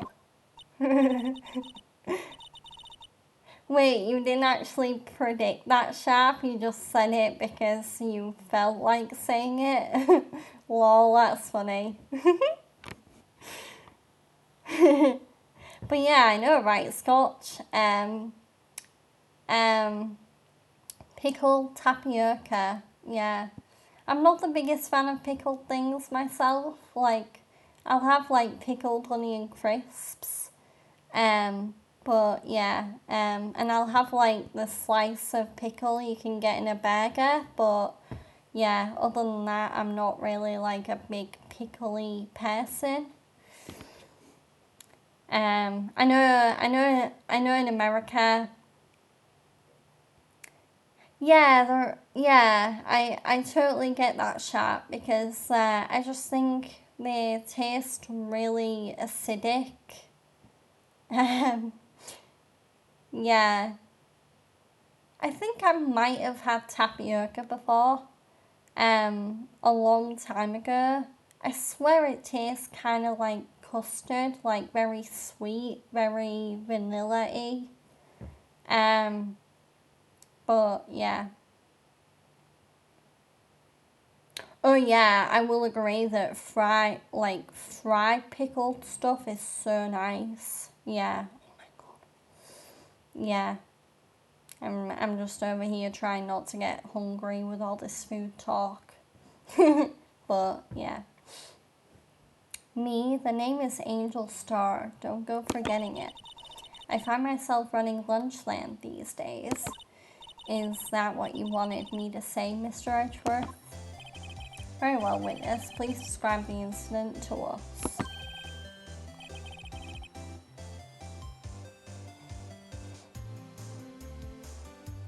Yeah. Yeah, that's very true. Like, I swear, like, anything fried is delicious. It's like how I'm not even the biggest onion person, and yet I can wolf down onion rings like there's no tomorrow. Yeah, because like fried onion is just so nice. Yeah. Hurry it up, Your Honor. On second thought, yeah, keep eating. It'll give us more time to think. Yeah. I said that in like my Phoenix Wright voice. Because, yeah, I can't imagine Phoenix saying that. The prosecution will wait. I'm not finished eating. Oh, that's interesting. Yeah, maybe you're sensitive to how strong onions are sharp. Because that's the only reason I can think of why you'd have a bad coughing fit. Unless somehow you're allergic to onions, which is like, ooh, that's interesting. But I think, yeah, if you were allergic to onions, then you'd get more of like a rash or hives or something like that. Hurry it up. Very well, Mr. Edgeworth. As you know, we usually call on the police to provide a description of the crime. Your Honor, as Mr. Edgeworth has said to the court, yeah, like raw onion, just like the type of onion you get on a salad, is like, yeah, it's very, very strong. So yeah, you probably don't really have a good tolerance with raw onions. So yeah, because as I said, like raw onions are like the worst kind of onion for me to have. I just will not eat them because again, they're really strong.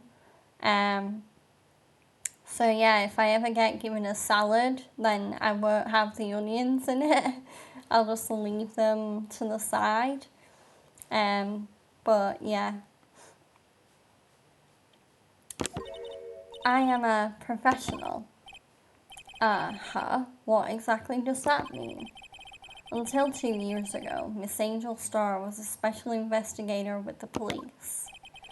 She was a first-rate homicide detective. Oh yeah, I love anything cheese and onion, like cheese and onion crisps. I know over here in the UK, instead of sausage rolls, they do like cheese and onion rolls. If you want a good vegetarian alternative, yeah, they're very nice. Yeah. Oh, but yeah, cheese and onion in a quiche as well. That's like really nice. But yeah, I definitely agree with that. Well, what? Miss Starr was a detective? Aha! I know who you are. Cough up Queen Angel Starr, Your Honor. Long time no see. Very well. You may continue with the description, Miss Starr. Just who is this lady? If I might have the court's attention over here. The parking lot at the prosecutor's office is divided into 2 blocks. A block is for the personnel. B block is for visitors and clients. A chain divider separates the 2 blocks. I suppose that's to keep visitors from taking up prosecutor spaces, yes? The crime took place by a car in the back of A block in the car's trunk. The killer stabbed the victim with a knife and went to drive the body out.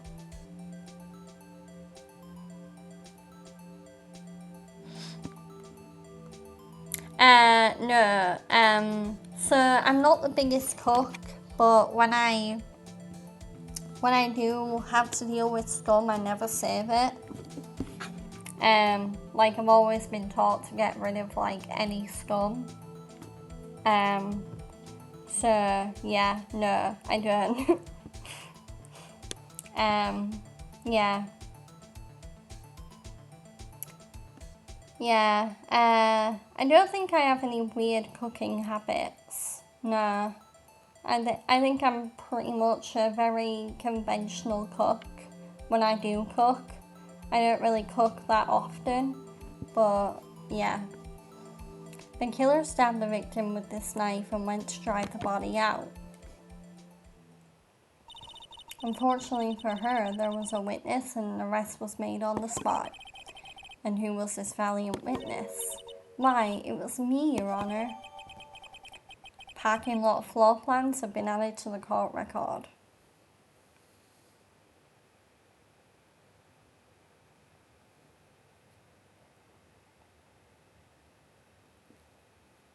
Oh, okay. Yeah, I thought we were still talking about food. Excuse me. I I have saved in this game before to yeah, I have saved in this game before to prevent me losing health. Like if I know I'm getting close to a game over, yeah, I'll save. Because I do know that in this game it pays to not save and then die, basically, or not die, but get a guilty verdict.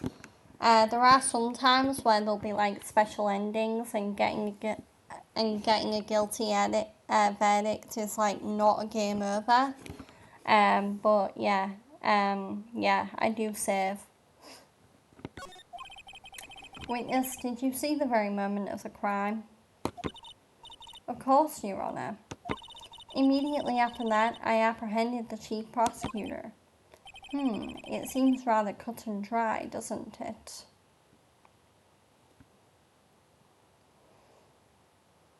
Yeah. Especially on stream. Like, yeah, off stream, um, I feel more inclined to use guides and stuff, so I can like get the trophies and whatnot. But yeah, on stream I definitely do have a policy where if I feel like I'm about to die or get a game over, then yeah, save. It seems rather cut and dry, doesn't it? Well, Mr. Wright, I can't agree on principle, Your Honour. Oh, my nose wants to sneeze so bad. It doesn't help that, like, because I don't know if anyone else has this, but sometimes when the weather changes, like, drastically, I tend to get, like, really bad pressure in my nose. And yeah, it can get a little painful. Yeah, so, like, my left nostril right now, it kind of, or, like, the left side of my nose, it kind of hurts to touch it because it's, like, very, like, it doesn't want to be disturbed because it aches and stuff like that.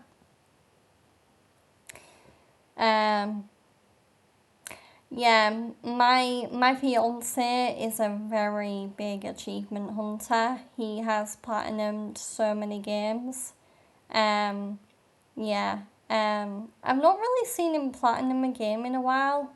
But I don't think he's given it up. I think he's just like he's not the biggest game player anyway, but when he does play games, he does try and get the platinum if he can.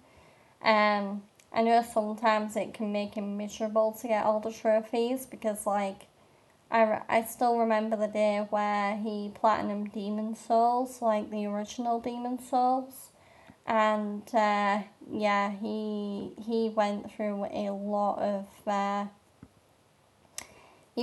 lot of stress to get that platinum. Let's say that.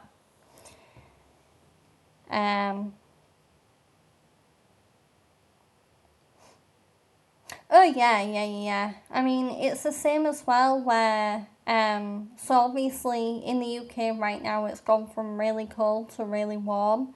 But yeah, I know that when it goes from really warm to really cold, I do tend to just get a cold as a result.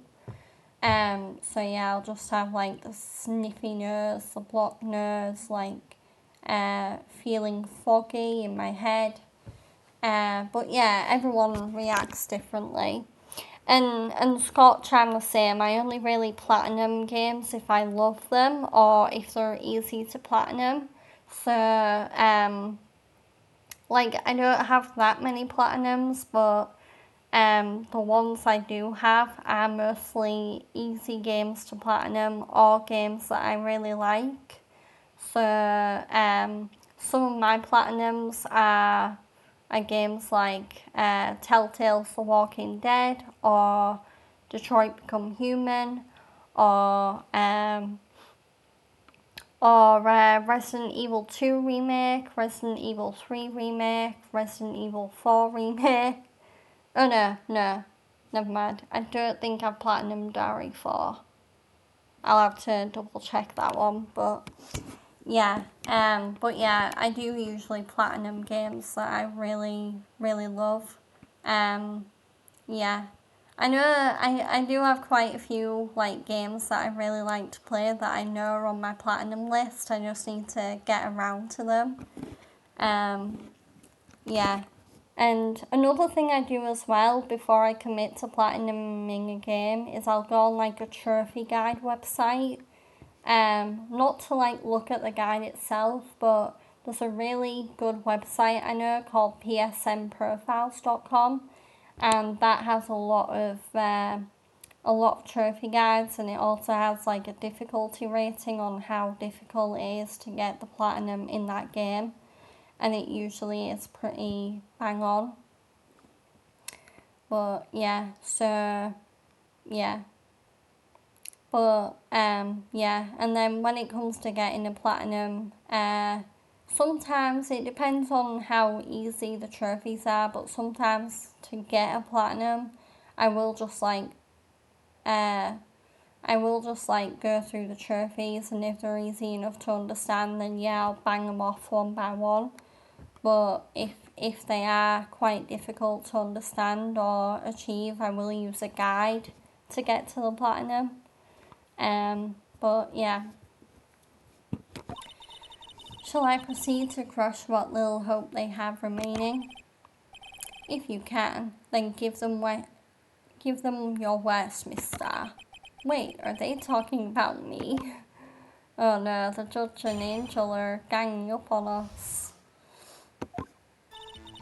Somehow, I always knew a day like this would come. I was on my way to deliver a lunchbox to my boyfriend when I sensed something. Perhaps it was my finely honed detective intuition at work. Through the wire fence, I saw the chief prosecutor standing next to a garage car. The chief prosecutor was holding a knife in her right hand. Then she thrust the pointy tip of the knife into Goodman's chest. That sounds pretty damning. A pretty damning testimony. Bringing a lunchbox to your boyfriend? How touching. As you can see, there is no room for doubt. The key point of your testimony seems to be nothing other than the point of the knife which you saw being stabbed into Detective Goodman. So, how does it feel to be so utterly crushed? I am still thinking about that. It's merely a flesh wound, Mr. Wright. Very well, Mr. Wright. You may cross-examine the witness. Okay, let's see. Yeah, did all the food talk make you hungry, Sharp? But yeah, no big deal. Go get something to eat. Come right back. I'll still be here. Yeah. Yeah. But yeah, go get some food. And then yeah, come right back, because I'm going to be staying on until Chugs comes on, basically. Yeah.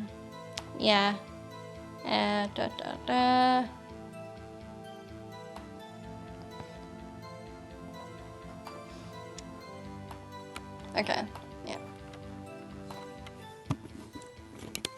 So yeah, let's press this one.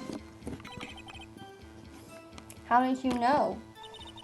I respect the prosecutor's basic abhorrence of crime, yet their methods are ugly and twisted. Twisted methods will always lead to tragedy. The lunch lady's uninformed opinion is duly noted. Given that they are used to erasing inconvenient evidence at their whim, killing off a detective that knew too much is merely an extension of that. Miss Starr, do you have something personal against prosecutors? I felt that I had found my dream job when I became an investigator, and if I hadn't been laid off by those prosecutors over there, I'd still be one. Laid off, she was fired. I know what that feels like. To me, prosecutors are nothing more than worms. That said, I am a pro, as you know. My testimony is unbiased and flawless. Very well. You may continue, Miss Starr. Okay, let's press this one. His boyfriend, he's a detective. Not that boyfriend, the security guard. But that boyfriend, you have several. Yes, this boyfriend, that boyfriend, and the other boyfriend. Care to join? The yet another boyfriend position is still open for applicants. I'll stick with the lunches, thanks. Note to self, the judge had to think before replying. The security guard room is in the lot in A block. It's up on the second level, so you can see everything from there. That will be the room with the security sign. Incidentally, did you bring your lunch boxes by car? Since I'm a visitor now, I parked in B block. So she was in B block when she witnessed the crime. Okay, let's press this one. You sensed something, so you're saying you had a premonition of the murder? It felt like, how would you say...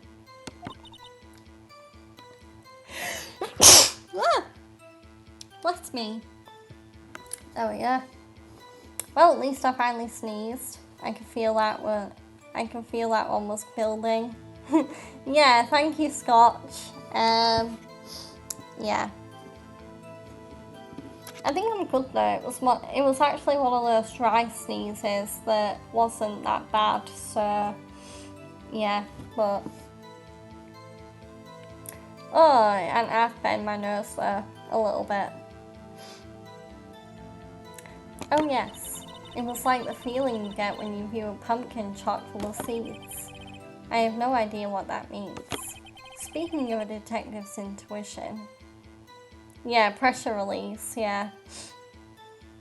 I mean, my nose does feel clearer now.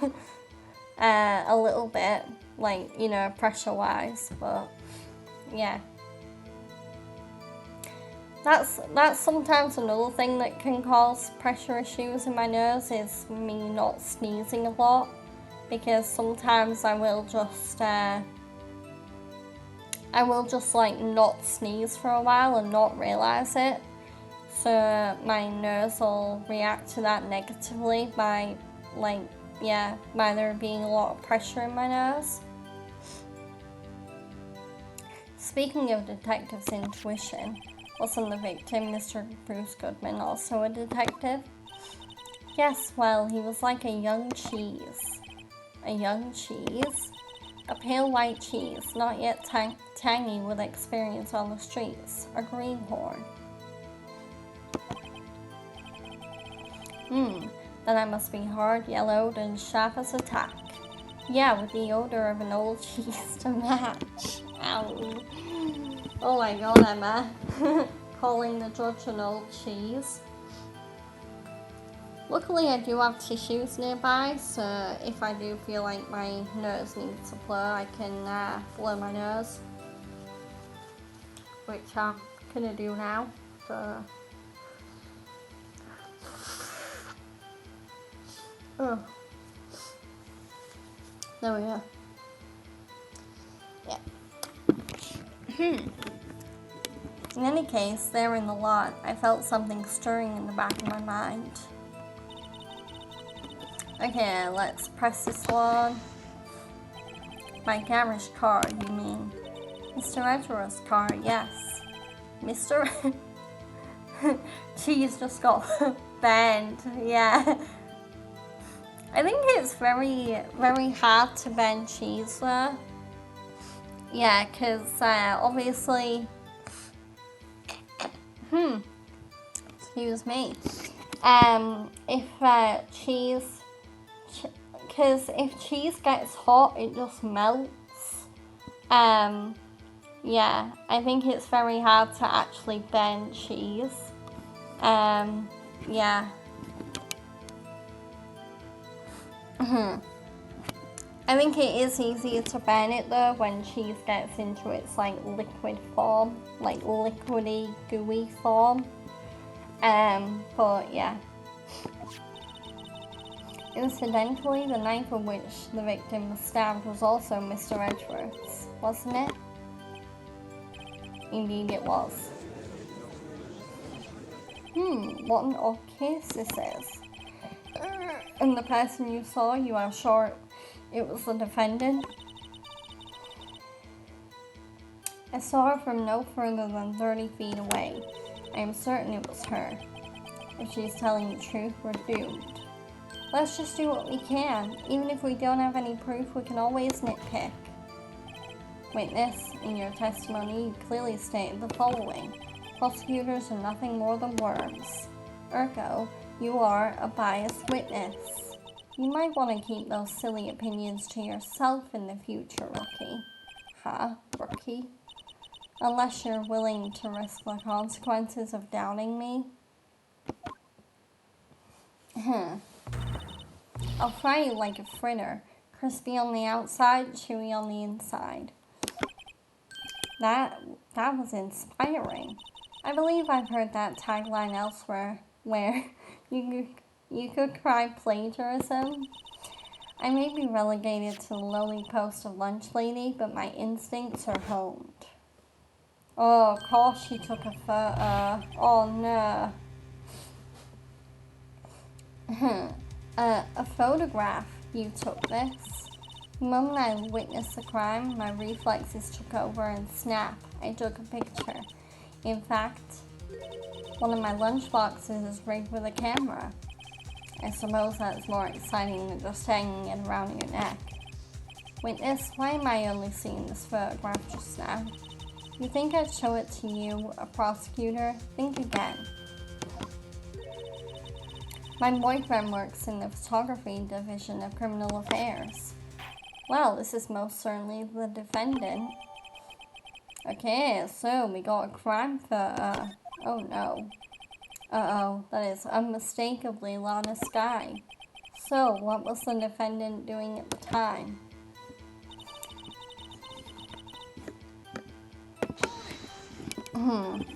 Tell me more about this knife that the suspect was carrying. Well, I'd say the blade was about 4 inches long. Is that right, Mr. Edgeworth? It is your knife, after all. Yes, that's about right. Prosecutors are by nature well versed in the location of a man's vital organs. I'm sure it was easier than boiling an egg for my egg salad surprise set. You can't testify as to our ability to kill an egg. I mean, a person. Perhaps a chicken salad set would have been a better metaphor. So, the defendant was holding a knife. What then? Okay, and then let's press this one. Tell the court why you didn't try to stop the crime. You did see her raise the knife to strike, you know. The defense has a point. Unfortunately, by the time I realized what was going on, it was already too late. Too late? Yes, the next moment. Yeah, literally, there is a difference.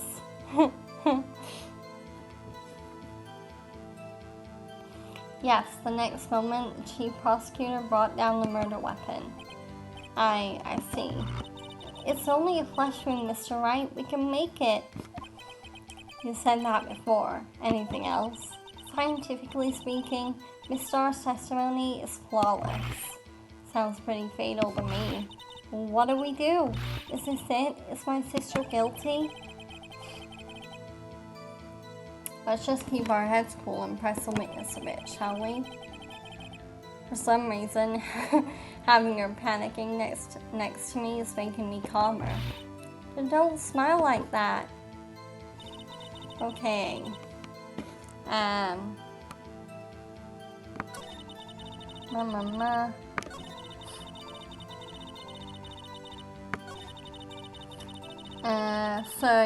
So now I'm just looking for a prosecution.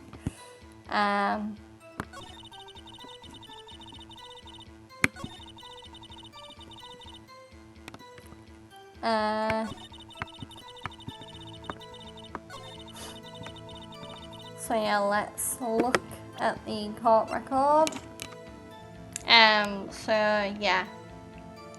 So we won't be using Goodman's ID yet. I think we need to present the knife somewhere. Because there's a lot of talk about the knife and maybe some of it's not correct.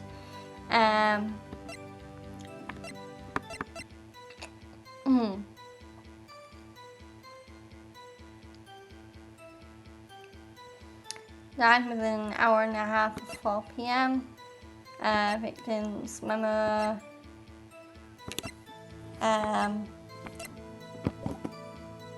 Oh wait, hang on.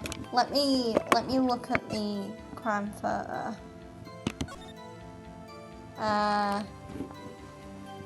Okay, so she's not holding a knife in that photo.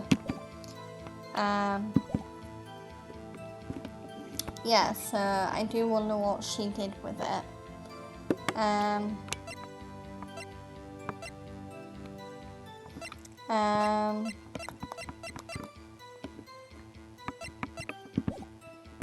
Okay, then she thrusts the pointy tip of the knife into the chest.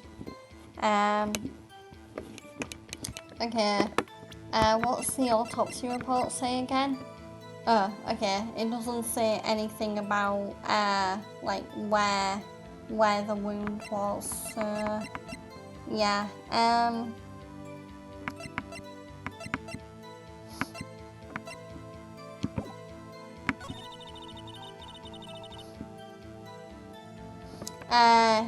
yeah, let's try this. There we go, okay. So I was right with the instinct that, yeah, because she's not holding a knife in that photo, so yeah, it just took a minute for me to think, maybe it's simple enough that is the contradiction and I need to present the evidence. And you witnessed this, you saw Miss Skye stab the victim with a knife? As I've already said, yes. I swear it on my finest salmon swirl lunch. I'm sure that is a fine lunch. But isn't that odd? Look at this. Oh, look at this photograph. Another Nickelback reference.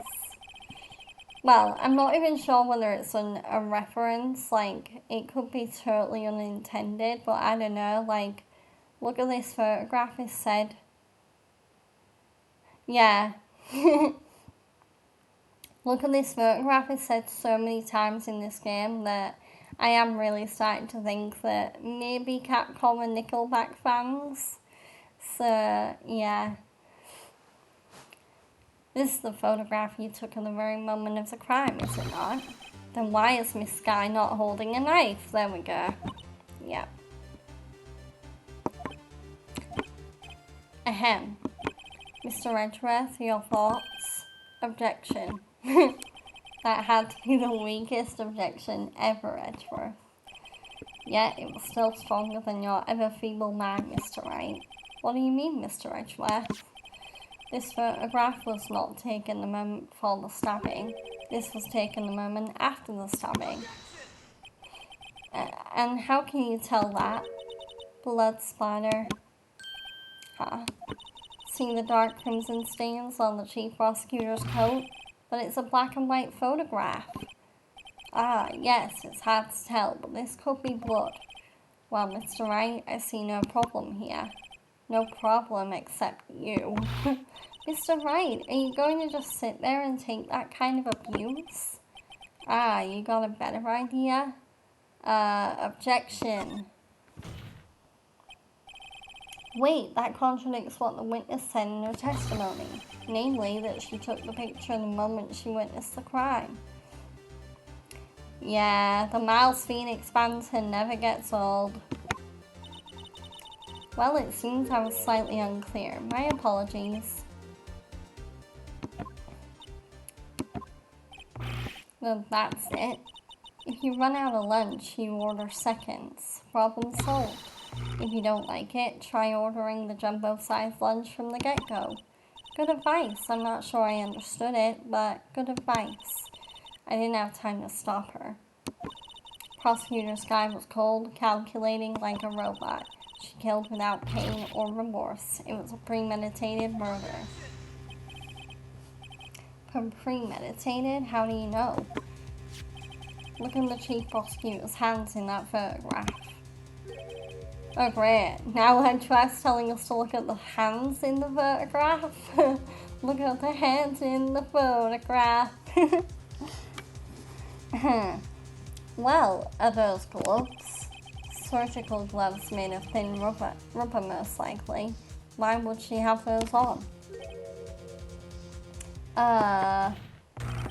If it was not premeditated, she would not be wearing those gloves. Yeah. These gloves do seem to tell a tale of premeditation. Premeditated murder, a serious offense. Witness, add this to your testimony. Okay, the murder was planned, the rubber gloves prove it.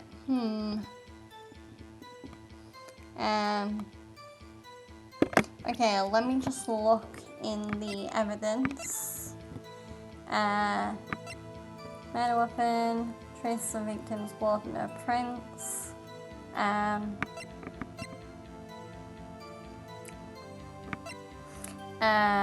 Record of parking, like that. Victim's memo, property of Lana Sky.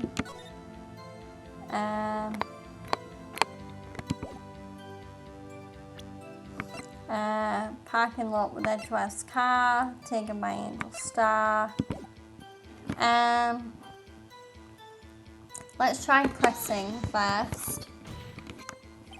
What if she was just in the habit of wearing gloves, like driving gloves?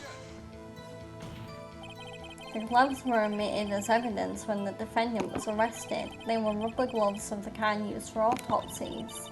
In other words, when the chief prosecutor came to the crime scene, she came to do murder. It's the only possible conclusion one can make. Everything was planned. It was a premeditated crime. Ah, impressive. I'm sorry they took you off the force, Miss Starr. This is bad. She's got them thinking this was all planned. If she can prove this claim, the trial's already over. I've got to think of a way to show that this wasn't planned. It's only a flesh wound, Mr. Wright. We can make it.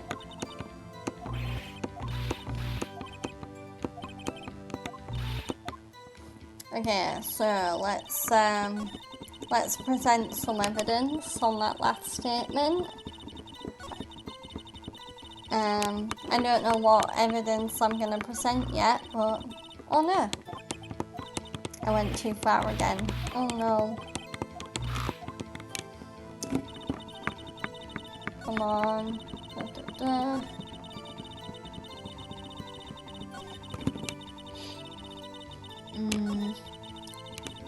There we go. Okay, so the murder was planned, the rubber gloves prove it.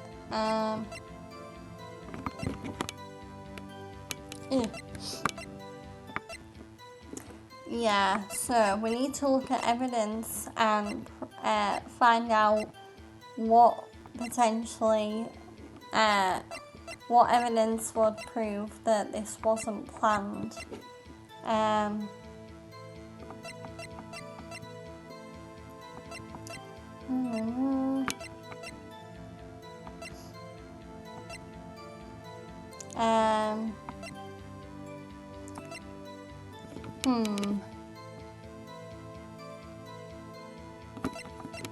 So, I don't think it's Goodman's note. It's not the Blue Badger. I don't think it's anything to do with how he died. I don't think it's anything to do with the parking stop.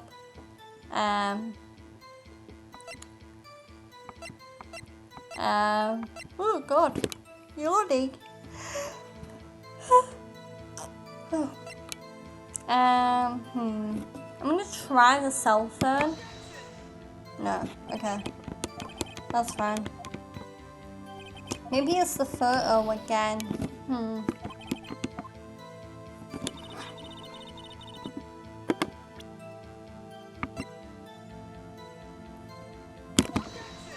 No. Okay. Maybe it's the knife? I'm trying to think. So, yeah, let's try the knife. There we go. It was the knife.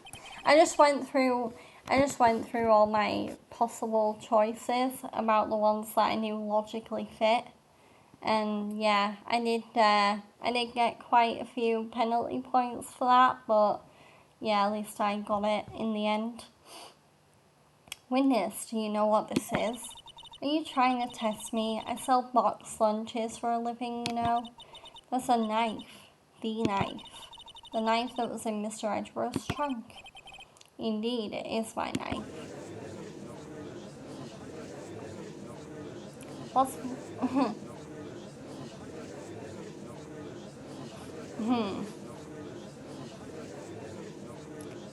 Yeah, the crowd are getting a bit restless. The defense has a request. We ask that the witness provide an accurate testimony. What's that, Rookie? In your testimony, you stated that Lana Skye planned this murder. Oh God.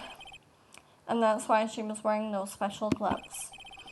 Seems like a natural conclusion to me. The gloves do indicate planning. However, why was she not also prepare the most important thing, the murder weapon? Oh, this knife just happened to be in the trunk of that car. Ladies and gentlemen, if you're going to plan a murder, you don't forget the weapon. Oh, whoa! All that. Great, now the tide is turning in our favor. Great show, Mr. Wright. My sister's good as free.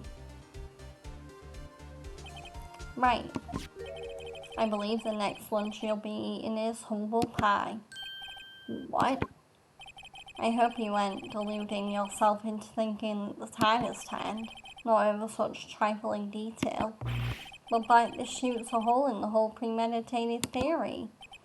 Bah, the prosecution could care less if it was premeditated or not. The only one who seems to care is that lunch lady over there. The defendant, Lana Skye, murdered the detective with a knife. That is the only thing the prosecution need prove. Nothing else. Very good, Mr. Prosecutor. I suppose you think you're clever now? But you know as well as I do that she planned on killing him. It was planned. If it wasn't, why would she have been wearing... I believe I'd like to hear your testimony again. Witness, please tell us only what you saw, not what you thought. How dare you? My powers of deduction are not to be underestimated. Really now. I like how everyone's just ganging up on Angel. Lana Skye intended to murder Detective Goodman. That's why she called the victim all the way to the prosecutor's office. I'm sure the chief prosecutor has had a grudge against the victim. Nothing else could drive that human machine to plunge the knife in again and again. The victim was summoned from the police department to the prosecutor's office. It does sound a lot like premeditation, doesn't it?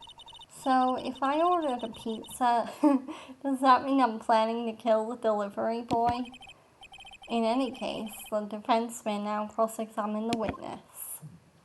Oh my god, Emma, why the heck would you kill a delivery guy?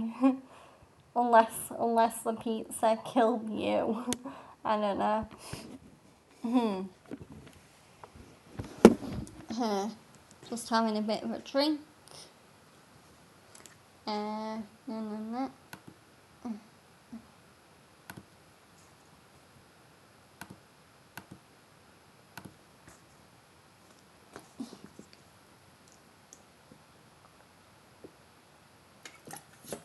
Oh, there we go.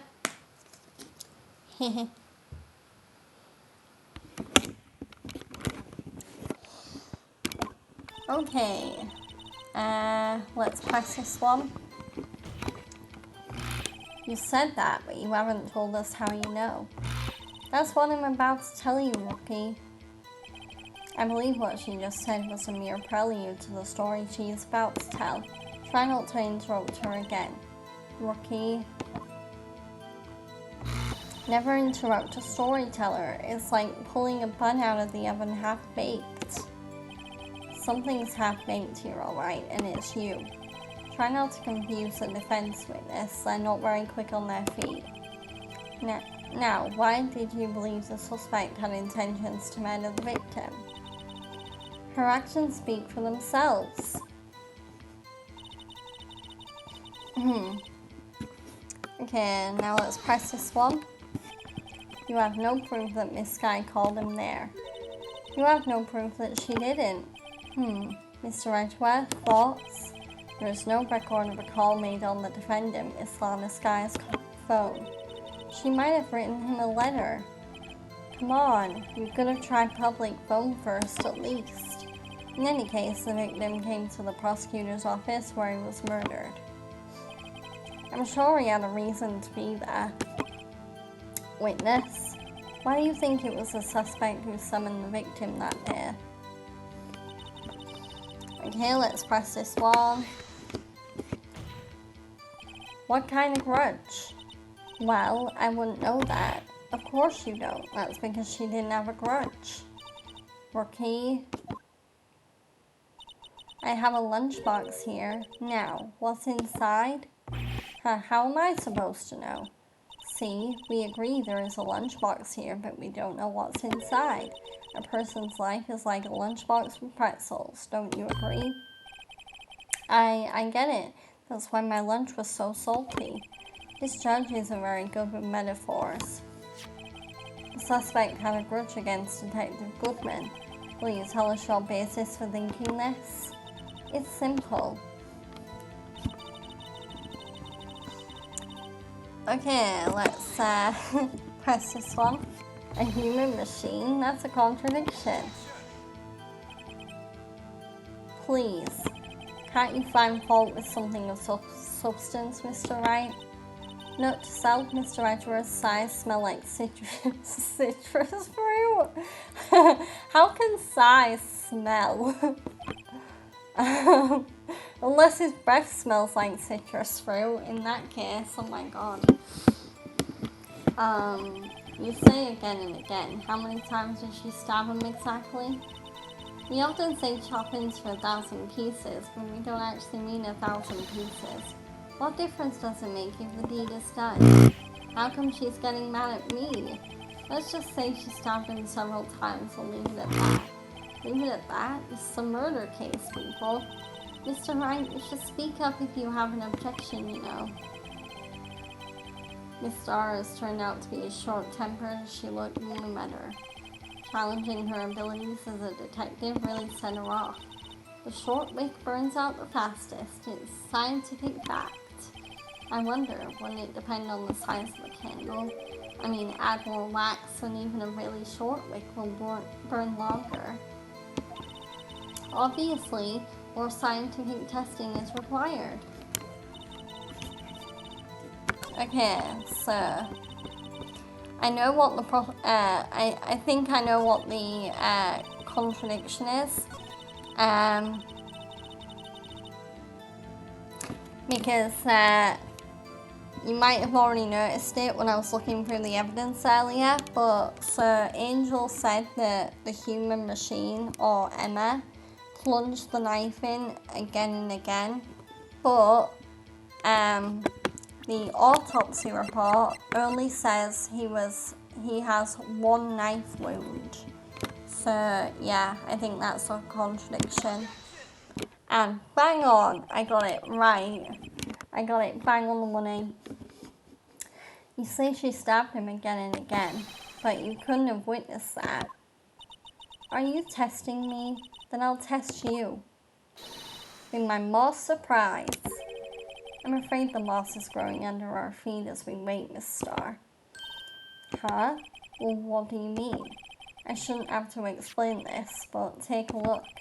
The autopsy report states that death was due to loss of blood from one stab wound. Aha, you're right. Good show, Mr. Edgeworth. What a hunk. He's my hero, really. What about my objection? No one noticed. Well, witness. You got the crime scene set, right? Oh, thanks. I always believed that no one could ever mistake ketchup for blood, but now I realize that such mistakes are possible. So, you're saying you mistook something for blood? When she lifted her knife, I thought I saw blood at her breast. Splat of blood from my victim. That's why I thought she must have stabbed him at least twice. Then tell us what you saw that you thought was blood. Testify.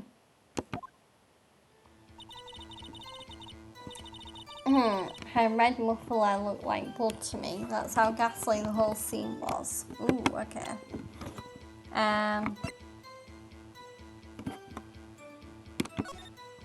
Aha! Okay, I know what the contradiction is. So a red muffler is basically a scarf. So Angel is basically testifying that that Lana wore a scarf when committing the crime, but yet we don't see a scarf in this photo. So yeah, I think that's a contradiction. And once again, I'm right. I know what I'm doing. The witness is clearly not suited for detective work. Well, what? The suspect was not wearing a scarf or muffler of any kind when she stabbed the victim, and you've proved it yourself with this photograph. Huh? But that can't be. Only a professional lunch lady could be so utterly clueless. Congratulations, perhaps you finally found your true calling in life. Harsh words, but good. In the end, Mr. Edgeworth prevails. What was my objection? Chopped liver? But it was there. A scarf. No, not that, but something red, really. Well now, where were we? The witness has given us an entertaining interlude, but back to business. Well, what? Very well, witness. Continue your testimony. You saw the crime and apprehended the suspect. Tell us about that. Very well. I do remember some things accurately, at least. Ultimately, we couldn't shake the most important part of her testimony. The most important part? The part where your sister stabs the victim. This next testimony just might be the moment of truth.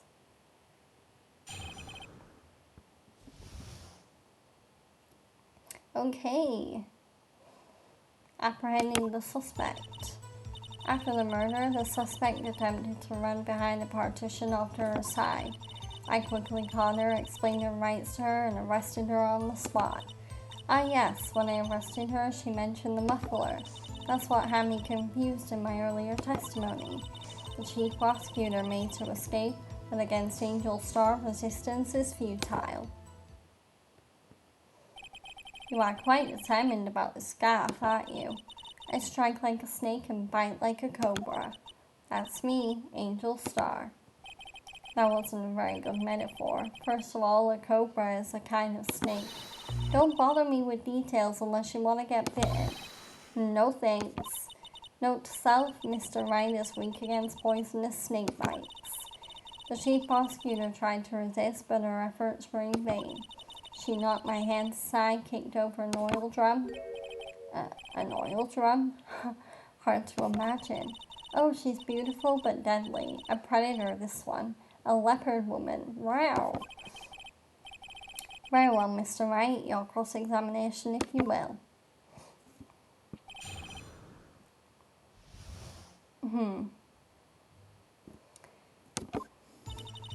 Okay, so let's press this one. So, where is this partition on the floor plans? I'm sure she means this wall next to the car. That's right. There was a wall there, about 6 feet high. She was obviously trying to hide herself. Quite a natural thing for a criminal to do. And what did you do then? Okay, let's press that one. You say quickly, were you close to the suspect? As I just said, I was only 30 feet away from her the whole time. Maybe I should press her for more details? Yeah, let's press that. I'd like to see this on the floor plans, just to be safe. The lunch lane car was? She was a visitor, thus she was parked in B block. So you witnessed the murder from here? That would make it about 30 feet from the car, yes. Is that correct, Miss Starr? Yes, that's right. But there was a chain link fence in front of you? I went over it, of course. Amazing. The Coffle Queen, lunch lady athlete indeed. It would have taken her a little time to climb over the fence, so she couldn't have gotten to my sister that fast. Yeah, that fence was about 9 feet high, too. So, how did Miss Skye not get away?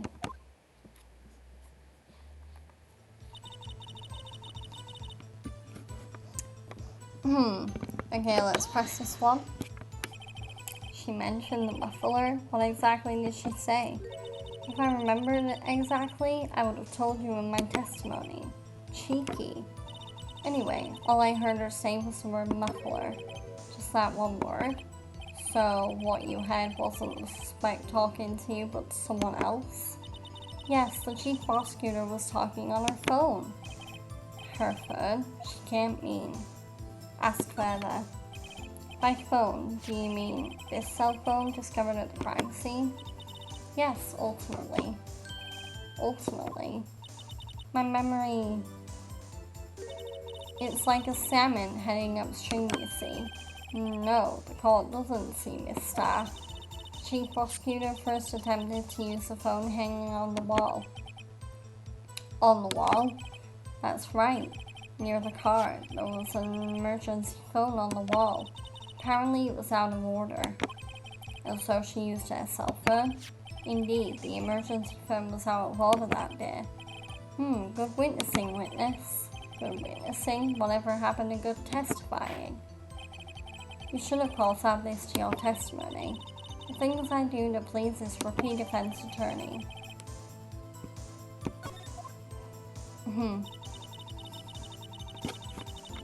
I saw it all, how she tried the phone on the wall but had to use her cell instead.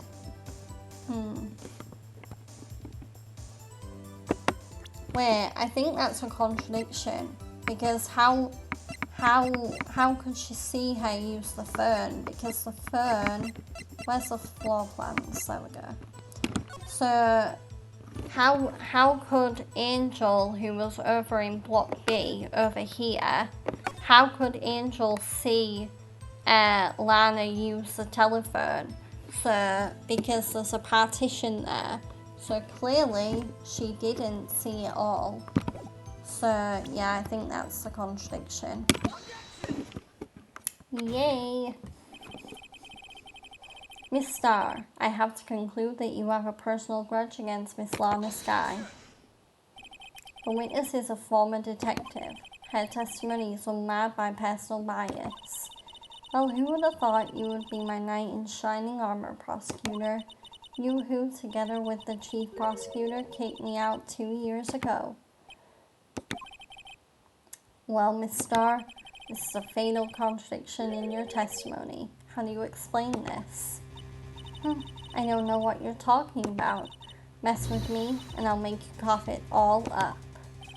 Ahem, let's look at the floor plans. You said you witnessed the crime from this point. However, if that's true, you couldn't possibly have seen Miss Sky making that phone call. Yep, there we go. I believe you see what I'm getting at. That emergency phone was on the back side of this partition. If indeed you were in B block, you couldn't have seen it. Wow!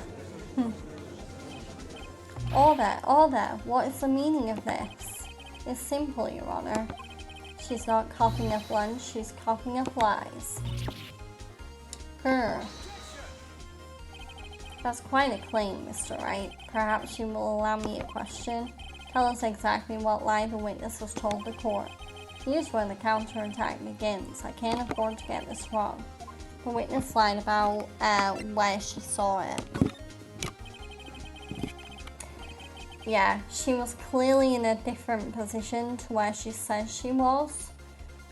Because otherwise, if her testimony is true and she did see Lana use the emergency telephone, then she can't have been in Block B.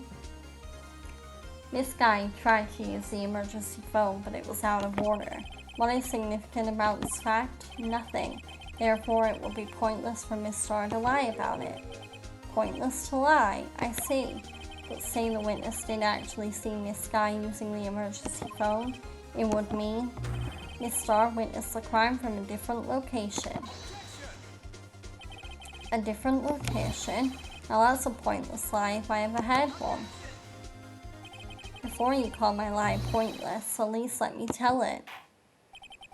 Let me ask a question to our clever wordsmith, Mr. Wright. Just where was the witness when she saw the crime? All the testimony we've heard until now points in one direction. The place from where Miss Starr witnessed the crime was here. I think the answer to this is either the security room or block A.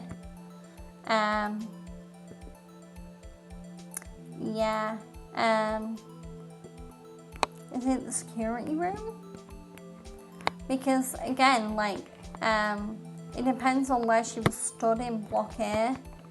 But yeah, I'm gonna try Block A first. I mean, it's highly likely that's where she was. You think? It's highly likely. Oh no. Yeah, so it's the security room. Okay, I just wanted to try the Block A first. But yeah, so yeah, it was the security room. There we go. Problem solved, I think. There we go. This is the only place where she could have been. The security guard room. Indeed, the security room in the underground parking lot is well positioned. It's built on the second floor so you can see the entire lot. She would have been able to see the emergency phone from there. But why there? There are many other places where she could have seen the phone. Not in this case, Your Honor. The witness, not being part of the prosecutor's office, couldn't park in A block. The only place where she could have seen the crime and the back of the partition is here.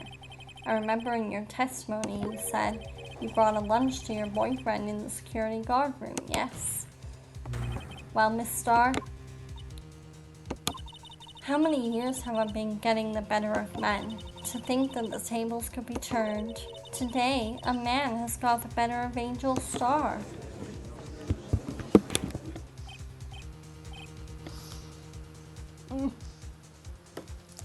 Just having a drink break.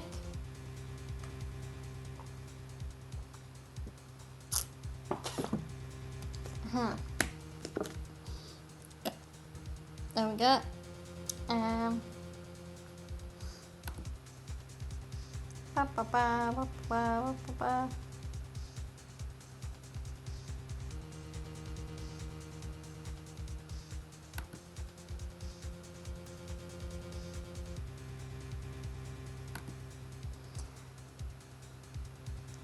Okay, so... Order, witness. What have you done? You used to be a detective. You should know better. I'm not turning back. The guilty will be punished, and I'll do what I must to make sure justice prevails. The guilty. Is she talking about Miss Skye? Mr. Wright, doesn't this strike you as odd? Why did Miss Starr lie? It doesn't make sense. Huh? She could have just said she saw the crime from the security guard station. It wouldn't change anything. Exactly. This photograph tells all. It was the defendant who stabbed the victim. That truth still stands. It still stands? I disagree, Mr. Edgeworth. What? If a witness is found to be lying, they're guilty of perjury. She knows this. She wouldn't risk that without a good reason. So tell us what her reason was, Mr. Wright. Huh? Me? Who else? Mr. Wright, let's review what we know. Miss Starr witnessed the crime from the security guard station. But she lied and said she saw it from B Block. It must make a vital difference, but what? What would change? The angle of view. Why? The angle at which she saw the crime occur would change. The angle? What do you mean? Well, the security guard station is on the second floor, and, she would have sort of more of a 3D view of the crime. And this is important. Why? Oh no, okay.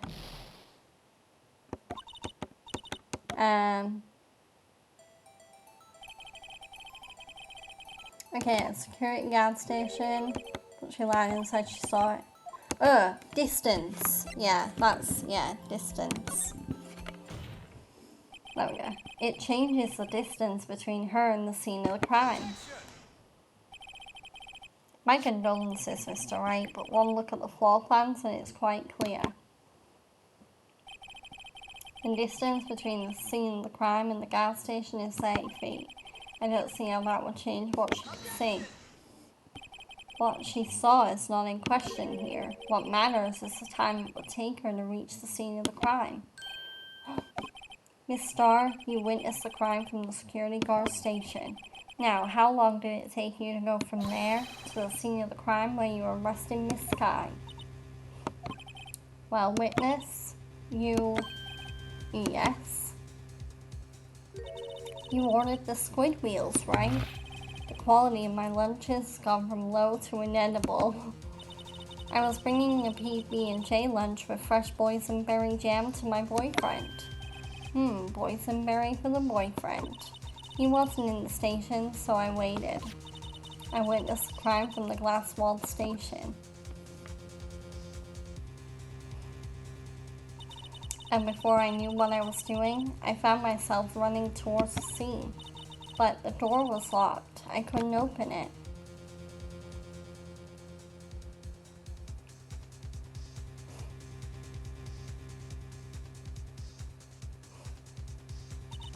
That's why I had to go through the visitors parking in B Block. It was quite a detour. It probably took me at least 5 minutes to get to the scene of the crime. For 5 minutes? This changes things considerably. But it was that woman over there in the defendant chair who stabbed him. I know it. I have photographic evidence. I swear it. I swear it on my finest plastic spork. You have a point. And the spork is a wonderful invention. Would you like another caviar lunch? Absolutely. Uh-oh. Mr. Wright, you have to do something. Do I have any evidence to stop this? Raise an objection. 5 minutes between the witnessing of the murder and the arrest. Think about it. You can make pasta in that amount of time if you like it al dente. I've got lunch boxes that tie pasta into knots, rookie. The 5-minute blank. Isn't that strange? Strange? If you were a criminal, what would you do with 5 minutes, Your Honor? Well, I guess I'd flee the scene. Hey, don't get the wrong idea. I didn't kill anyone. But you have the instincts of a killer. You would run, but this time was different. Miss Guy dawdled at the scene of the crime. She even had her picture taken. No true criminal would act this way. It's inconceivable. Yeah. Well then, it seems we've come to the end of this testimony. The witness has a grudge against the defendant and a blank in her testimony.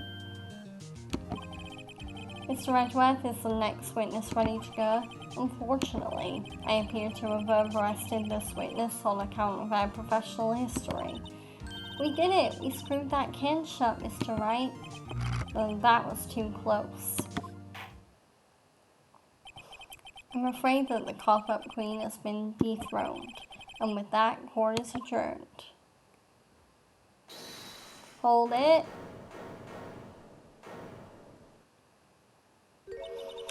Mr. Edgeworth, you ordered the squid wheels, right? Bless me again. That's one she tried to foist off on me. I prefer to not take the defense team's leftovers. Anything else to say? I might be able to save you. I have decisive evidence. What was that? Is this another one of her trick lunchboxes? My apologies, but we have no further questions to ask of you, Miss Starr.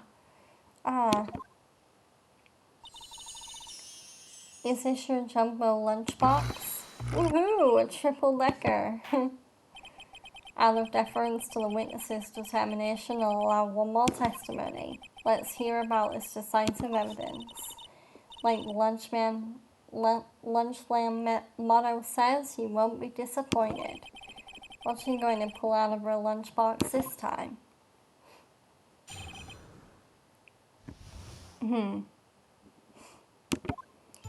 I should have mentioned those 5 minutes when I wasn't looking at the crime scene. And now, to the matter of the victim's shoe. Did I not bring this up? 2 types of blood were found on the shoe. One was, of course, the victim's, and the other blood type matched that of the defendant, Miss Lana Skye. The shoe proves it. It's flawless, decisive evidence. What? There was blood found on that shoe? Try Lunchland for all your lunch and decisive evidence needs. Witness, what's the meaning of this? Why is this the first time I've heard of this evidence? Simple, as I've already said. I don't trust you with evidence, Mr. Edgeworth. That's why I took the liberty of investigating this myself. And you have blood tests performed? Didn't I mention? I have 3 boyfriends in forensics. In any case, Your Honor, I can't accept this as evidence. What? You must know the 2 rules of evidence law. Rule 1, no evidence shall be shown without the approval of the PD. In other words, the shoe is illegal evidence, at least for the time being. Is that right, Mr. Wright? It seems so. Edgeworth sure is celebrating. Not so fast, Mr. Edgeworth. Don't forget, I used to be a detective. As I mentioned previously, the shoe has already been tested by a member of the forensics department.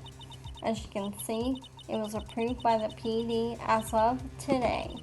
Even the general public can produce official evidence, Mr. Edgeworth. Is that right, Mr. Wright? It seems so. Edgeworth is looking pretty sullen. You could at least study some evidence law, really. The prosecution's complaints notwithstanding, it appears that this evidence satisfies the first rule of evidence law. However, it seems you have yet another count against you, witness.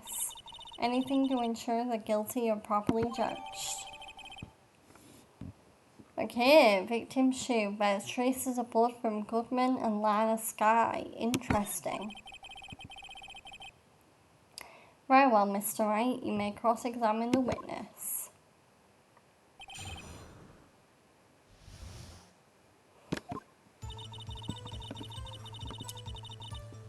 press this one. Why did you lie about those 5 minutes? I guess you could say I just wanted people to look at the results. The results? How many times do I have to say this? I saw the chief prosecutor stab the victim before my very own eyes. Compared to that, a 5-minute blank means nothing. Then why didn't you just tell the truth? Don't make me laugh. We're dealing with the most untrustworthy of the vile lot known as prosecutors. Falsified evidence, arranged testimonies, erasing and manipulating evidence. When you fight monsters, you need to use every trick in the book. This one, the suspect is admitting she did it. But false testimony is the most despicable crime of all, Miss Starr. Let's just get this over with.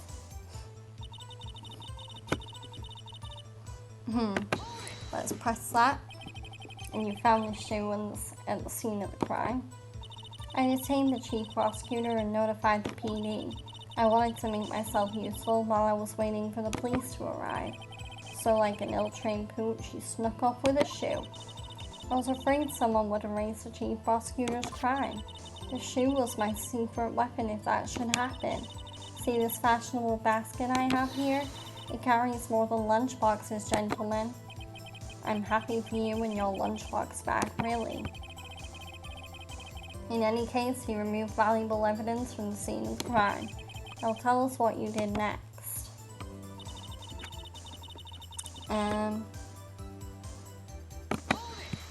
Let's press this one. So you brought it to the forensics department. If you're going to submit something as evidence in court, you need it approved. To do that, evidence must be analyzed by a forensics expert. And she got away with her little coup because she used to be a detective. The shoe does appear to have bloodstains on it. Well, the man was stabbed after all. And that blood belonged to the victim, Detective Goodman. As I said, there were 2 types of blood found on the shoe.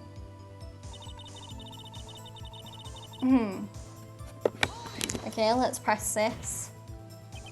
You can't say for sure the blood belonged to the defendant with a blood test. You claim to know something about blood tests, rookie? Huh. Well, speak up. Well, blood comes in 4 types, A, B, O, and AB. However, you can't tell from a blood test whether a murder was committed in cold blood. That's just a figure of speech, Mr. Wright. Actually, we can differentiate between millions of types with all the blood tests out there, which means that we can more or less narrow any sample of blood down to just one person, or so I hear. But that's pretty specific. If I had a little more time, I would have gotten DNA test results, but they said there's very little doubt it could be anyone but Miss Lana Skies. So the suspect's blood was found on the victim's shoe. That ties her directly to the death of Detective Goodman. I was afraid he was going to say that. Okay, and then let's press this one. I can't let this evidence go through without a fight. You ordered the pepper fish guts, right? Some like it hot, Mr. Wright. Some, like your client, she's in enough hot water to make a whole vat of soup. Mr. Wright, do you or don't you have a problem with this shoe? A problem? This is critical. Is there a problem with the victim's shoe? There is a problem. If I'm not imagining things, I'd say there is one critical problem with this evidence. A clear contradiction. That gleam in your eyes. You're still young, rookie. I'd give you a peppered fish gut now. But you couldn't take the heat, could you? Let's hear what Mr. Wright has to say. What is contradictory about the victim's shoe? Show us the problem with this evidence. Okay. I think it's the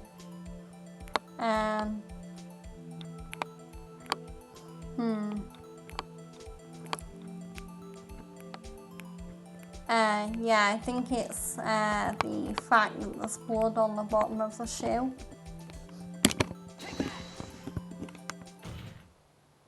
Yeah, there we go. I wonder if you noticed there's blood on the bottom of the shoe. Don't mess with me, Rookie, or it'll be your blood on the bottom of my shoe.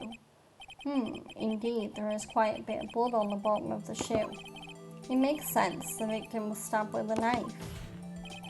What can possibly be contradictory about blood on the bottom of his shoe? Okay. Oh, I really wish I'd saved now, because if I screw up, it's game over. Oh. So I'm gonna have to really think about this one. So,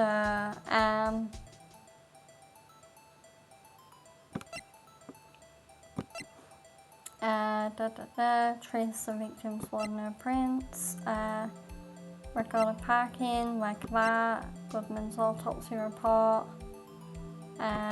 Goodman's note, muffler, parking lot floor plans, wait, hang on, there's no bloody footprints there, that's interesting.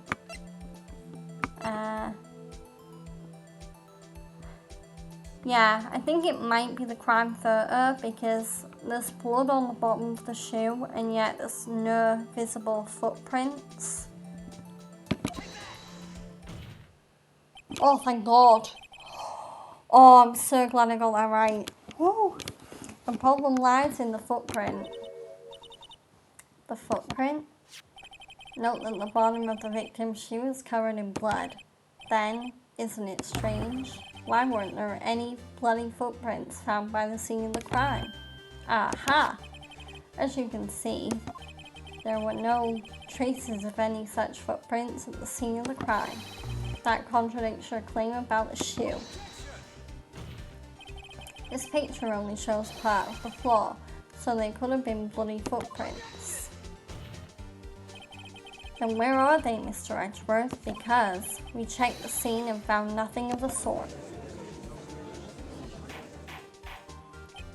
Order. Well, witness. What, huh? Where are you going, Mr. Wright? But it's true that the lack of a footprint is a contradiction.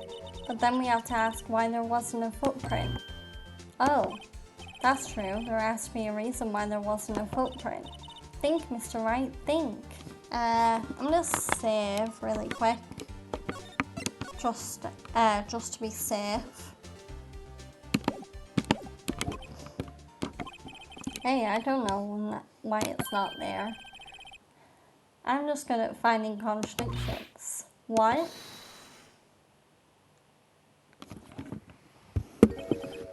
I see. Now I get it. Get what? Our witness is more devious than I gave her credit for. We were hoodwinked to the very end. But she slipped. There is one vital hint to the truth in her testimony.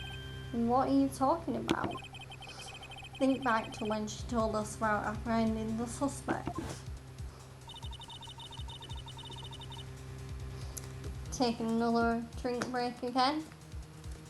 But yeah, I hope everyone's doing wonderful and is enjoying the stream.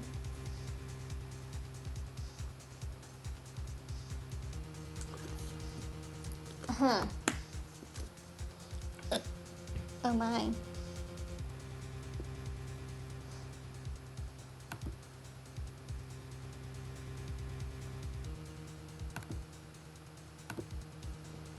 The chief prosecutor tried to resist, but her efforts were in vain. She knocked my hands aside, kicked over an oil drum. Oh, she's beautiful but deadly. A predator, this one. A leopard woman. Wow. I thought that was a strange thing for the normally cool-headed chief to do. No kidding. Now, witness, allow me to ask a very simple question.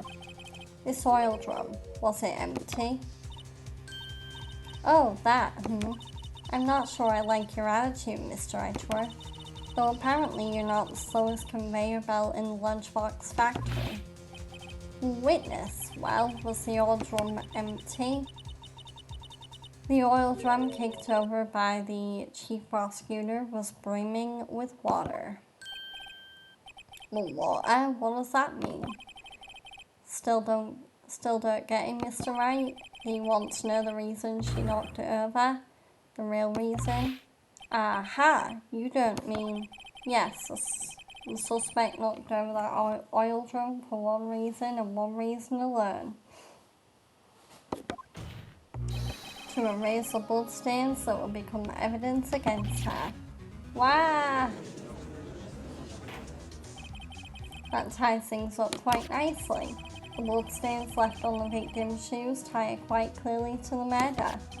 Then, after the deed was done, she knocked over the oil drum to erase the telltale signs. Why, that's a prosecutor's specialty, erasing evidence.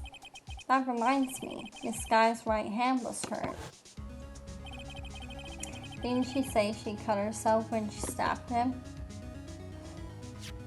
So that's when my sister's blood got on the shoe? Well, I see no reason to prolong the trial. Mr. Wright, do something, please. What? What can I do? Your sister has confessed to the crime and she tried to conceal it. But... Enough. There is no need for further debate. The verdict, Your Honour. Very well. But Angel Star is on the prosecution's side. She could have been lying about the water. This court finds the defendant, Miss Lana Skye. Hold it. Little girl, what did you just say? Huh? Me? Did you say that I, Angel Star, was on the prosecution's side? Well, yeah, you are. You're saying my sister hid evidence by erasing the bloody footprints. Well, I thought you'd had your fill, but here you are demanding a second helping. Another lunchbox. A lunchbox called evidence. Well, wait, witness, don't tell me you have something else. The time for deliberations is past. Any further comments and you'll be held in contempt of court. Your threats don't scare the carpet queen. Look at this. A photograph? Oh, it's another photograph. I had it just in case anyone had the gall to suggest that the white shoe didn't belong to the victim. I see no room for error in this evidence. Mr. Wright, wait, look at the asphalt in the photo. Hey, it's clearly wet. Erasing the last trace of doubt from the court's mind. Immediately after the murder, the crime scene was washed with water. I'm sorry, Mr. Wright. I guess I couldn't help after all. It's not your fault. I knew I couldn't win this case from the beginning. And it seems this is what your sister wanted anyway.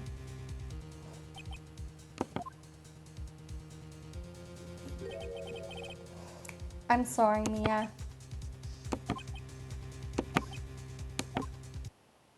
Right, when or not, don't be so quick to throw in the towel.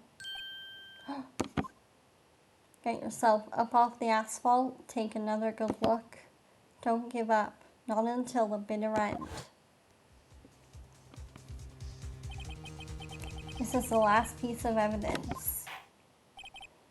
Very well, this time I'd like to declare a verdict for good.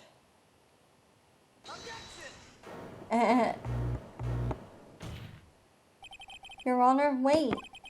What is it with you people? Can't I hand down my verdicts in peace anymore? Whatever it is, can it wait? No, it can't. Then it will be too late. Look at this photograph.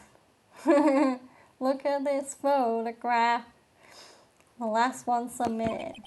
This trial isn't over until we give each piece of evidence proper consideration. So, right. Are you saying there's a problem with this latest piece of evidence? Yeah, I'll think later. Yeah, there's a problem. Right or wrong, I've got to go ahead with this. I suppose since we've come this far, we should give every claim a fair shake. Very well, Mr. Wright.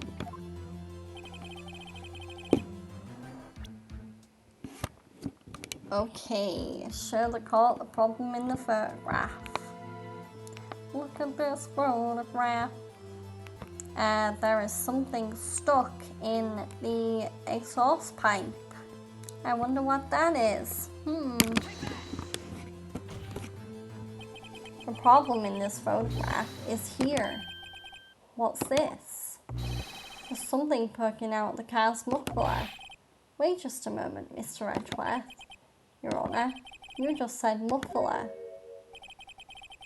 However, I see no trace of a muffler or scarf of any kind in this photograph. A muffler is also a part on a car or motorcycle, Your Honour. Just think of it as part of the exhaust system, a pipe. I see, and I see. What's that suspicious looking cloth sticking out the car's muffler? So what if there is something sticking out of the muffler? What does that have to do with the case? Nothing. Absolutely nothing. Sorry, Miss Starr, but it's not going to be that easy. In fact, you've already told us why this is important to the case. You said as much in your testimony. What? Let's hear what Mr. Wright has on his mind. Tell us why you think this piece of cloth in the muffler is related to the case. I think I know what the... Yeah, there we go. Lana Selfer. Miss Starr, recall your testimony for the court. Yes, when I arrested her, she mentioned the muffler. That's what had me confused in my earlier testimony. Muffler. Yeah. Could it be that the muffler you heard mentioned was actually this exhaust pipe? If so, that means this piece of cloth is vital evidence. Oh, whoa!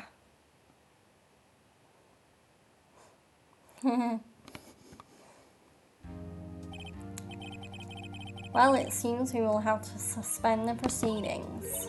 Suspend? I find myself wondering about that piece of cloth. If we leave any question unanswered here, we do a disservice to the law. Have the car at the crime scene inspected at once and bring me the cloth. The verdict will wait until after we've seen all the evidence. Agreed? I suppose so. Phew, that was close. But we made it. At least for now.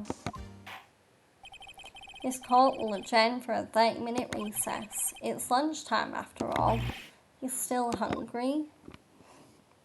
So yeah, there's the first trial section completed. It got a bit hairy for a second there. I was worried I was going to get my second game over in Ace Attorney. Luckily I figured out what the right options were, and so I was able to scrape through with just one mistake left on my penalty bar. But yeah, let's save our progress, and let's keep it going.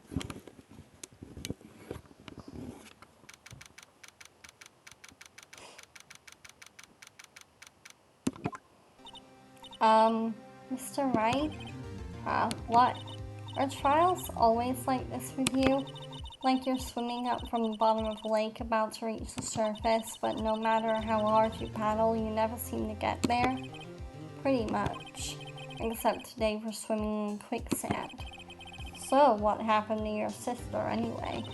Apparently she got called off to the judge's chambers. Probably something to do with that piece of cloth. So, this is where we turn this trial around, right? Our only weapon? A tiny, insignificant piece of cloth. I'm the one who's starting to feel tiny and insignificant, to tell the truth. Hola, partner. Oh, it's Patrolman Marshall. They say you show a red cloth to a bullet, it'll fire up its temper. That's what they told me when I was a youngin' at least. Officer Marshall. Thought I'd come take a look, see how the trial's going. Looks like I'm late. They've got the home ranch locked down tighter than a fort in enemy territory. That hard to slip out, huh? What is going on over there, anyway? All the police I've seen these last 2 days have been really on edge. Don't you got enough on your plate without worrying about other people, compadre? You could be worrying about the chief prosecutor's taste in mufflers, for example. Officer Marshall, the whole muffler thing didn't have anything to do with scarves. She wasn't even wearing a scarf. You don't say. Now don't that just be all. I've seen the red breeze blow at her slender neck many a time. I saw it that day, too. She was wearing a red muffler. What? At the award ceremony that afternoon, Edward's seen it too, I reckon. What does that mean? In the photograph taken at the crime scene, she wasn't wearing a scarf. So Miss Starr wasn't mistaken. Well, it's about time. Remember, partner, sometimes you gotta grab the bull by the horns. And sometimes you just gotta let that bull go where it will. Time will tell. Ugh, I have a bad feeling about this. So, what are we swimming in now, Mr. Wright? If it's steak sauce, I can hook you up with some fine ribs. Ooh-wee.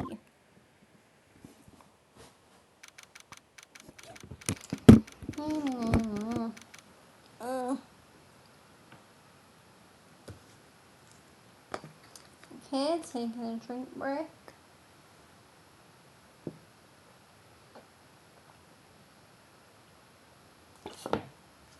There we go. Pardon me.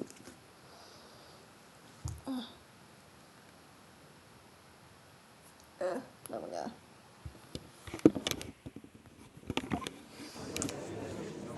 Okay, back in the courtroom we go. I'd like to resume. What's up? The judge keeps looking over at the prosecution. Oh my. Is something wrong, Mr. Edgeworth? Your face is blue, your lips are purple, you're sweating bullets. That furrowed brow, those grinding teeth, those watery eyes. What's more, your eyes are unfocused, you're doubled over, your back is bent. It can't be. This can't happen. I wonder what happened to Mr. Edgeworth. Well then, I believe it is time we continued on with this trial. During our recess, I had requested that the prosecution conduct an investigation, but this is unacceptable. It seems our prosecutor is quite beside himself. Excuse me, knock knock. Who's there? Oh my. What's with this guy? A strange stuffy aura seems to be filling the courtroom. Hey, the temperature rose 5.7 degrees when that man came in. Who on earth is he? Yeah, this guy has a presence, an aura about him. Ah, it's you.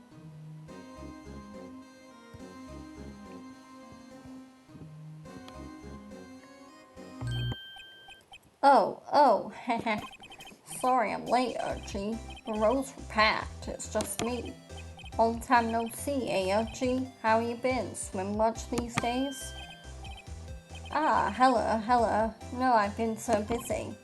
Busy smithy, Archie, my boy. You have to make time to relax. Yes, indeed. Archie seems to be his nickname for the judge. I'm afraid you're right. Very afraid. Sorry, but who are you? Aha, so you're Rhino, the attorney. I've heard good things about your son. Eh? Thanks. So sorry about our little Worthy giving you all that trouble, eh? You know, we should all go swimming together sometime. Jolly. Oh, little Worthy. Mr. Wright, you don't know the district chief of police? Chief of police? He's the top-ranking police officer in the entire district. Wow, really? That guy's a police officer? Name's Gant, Damon Gant. Pleased to meet you, everyone. So, to what do we owe this honor today? It's been over 2 years since you last came to the courtroom, hasn't it? Well, it's worthy here. Look at the poor fellow. I just thought I'd help out by bringing this. Hey, that's my sister's muffler. So Miss Starr wasn't just seeing things. When the crime occurred, Miss Guy really was wearing that muffler. But to think that it was stuffed into that exhaust pipe. On Little Worthy's car, no less. A muffler stuffed in a muffler. It's really quite embarrassing, even for us. What's this? It's what you call a switchblade knife. Quite perplexing, this. Chief, what kind of outfit are you running? Mr. Edgeworth, how could they miss such a vital piece of evidence? If your investigators are this lax, how do you expect us to do our job? Now wait a minute, Worthy. I've no desire to hear your excuses. I'm telling you to wait. Or didn't you hear me?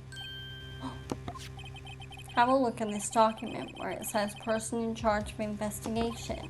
There's no mistaking that signature, is there? Miles Edgeworth. But that's not fair. On the day of the crime, I had your head in the clouds because you got that award. I know how you feel, but you're the person in charge.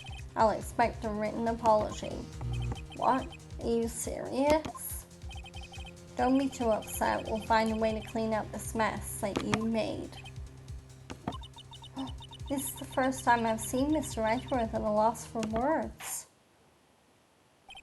This kind of major blunder is unlike you, Mr. Edgeworth. Yeah, the court accepts this new evidence, but I'd like to ask the defense favor first. Yes? Just to be sure, I'd like to take a look at the blade of this knife. The blade, Your Honor? Well, I don't see why not. Could you open it up for me, I wonder? Yes, well, I think all you have to do is push the switch and... If I cut my finger, Mr. Wright, I won't be able to pound my gavel anymore. Yeah, but if I cut my finger, I won't be able to point it at people anymore. Come on, just hurry up and open it. Okay, time for some examination.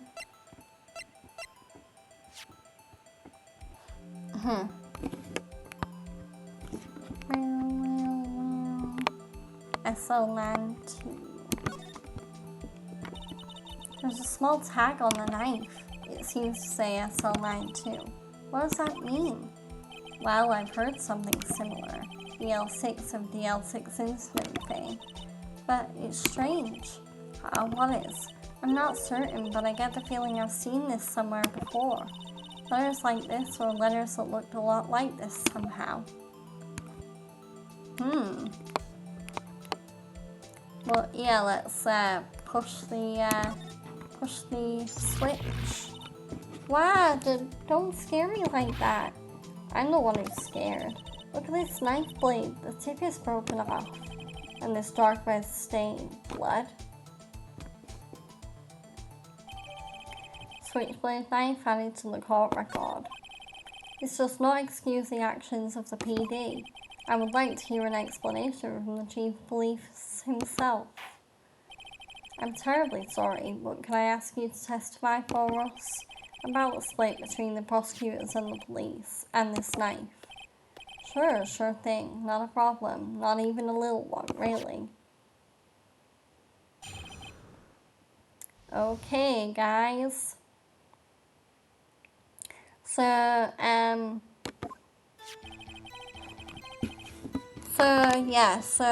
I was hoping that I'd be able to stay on long enough to read a specific person, but given how my voice seems to be like giving out on me the more I read, I may have to call it quits today, so I can hydrate and get some food and prepare for the other stream that I want to watch in a little bit. But yeah, so we are going to raid someone else, but we will definitely raid the person in question another day. But yeah, so I'm just going to save, and then I'll go to the title screen. Okay, so yeah, I am a bit bummed that I can't like stay on long enough to raid the other person, but yeah, my voice is just like barely hanging in there, even after drinking the amount of water I have. So yeah, definitely need to rest the vocal cords a little bit before I come back on Twitch to watch another stream. But yeah, so let's see who I can raid. Who's online? Let's see.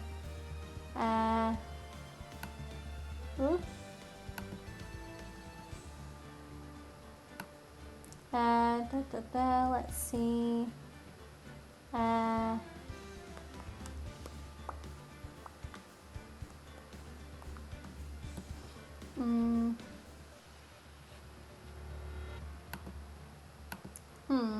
What am I in the mood to watch, I wonder? Let's see.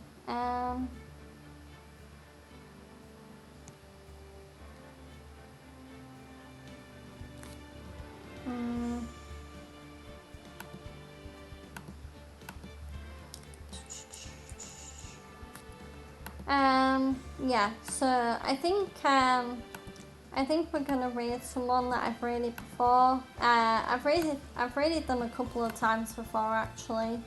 But yeah, we're gonna raid Shock and Awe. They are currently online playing some Persona 4 Golden. Obviously right now I'm playing Persona 5 Royal on my stream rotation. But yeah, we're gonna raid Shock and show him some love. Because he is a great Persona streamer. I highly recommend checking him out if you want some Persona 4 Golden action. And yeah, it's his first playthrough, so yeah, so no spoilers, but yeah, we're gonna raid Shock and Awe. And yeah, and then as for me, I will be back on stream tomorrow. I might be back on early again, it just depends on when the person that I was hoping to raid today is coming on stream. But yeah, so tomorrow I will be playing Yakuza 0, so I'll be returning to that. But yeah, let's raid Shock and Awe, and I hope everyone has a wonderful day. And thank you for hanging out with me. But yeah, take care everyone.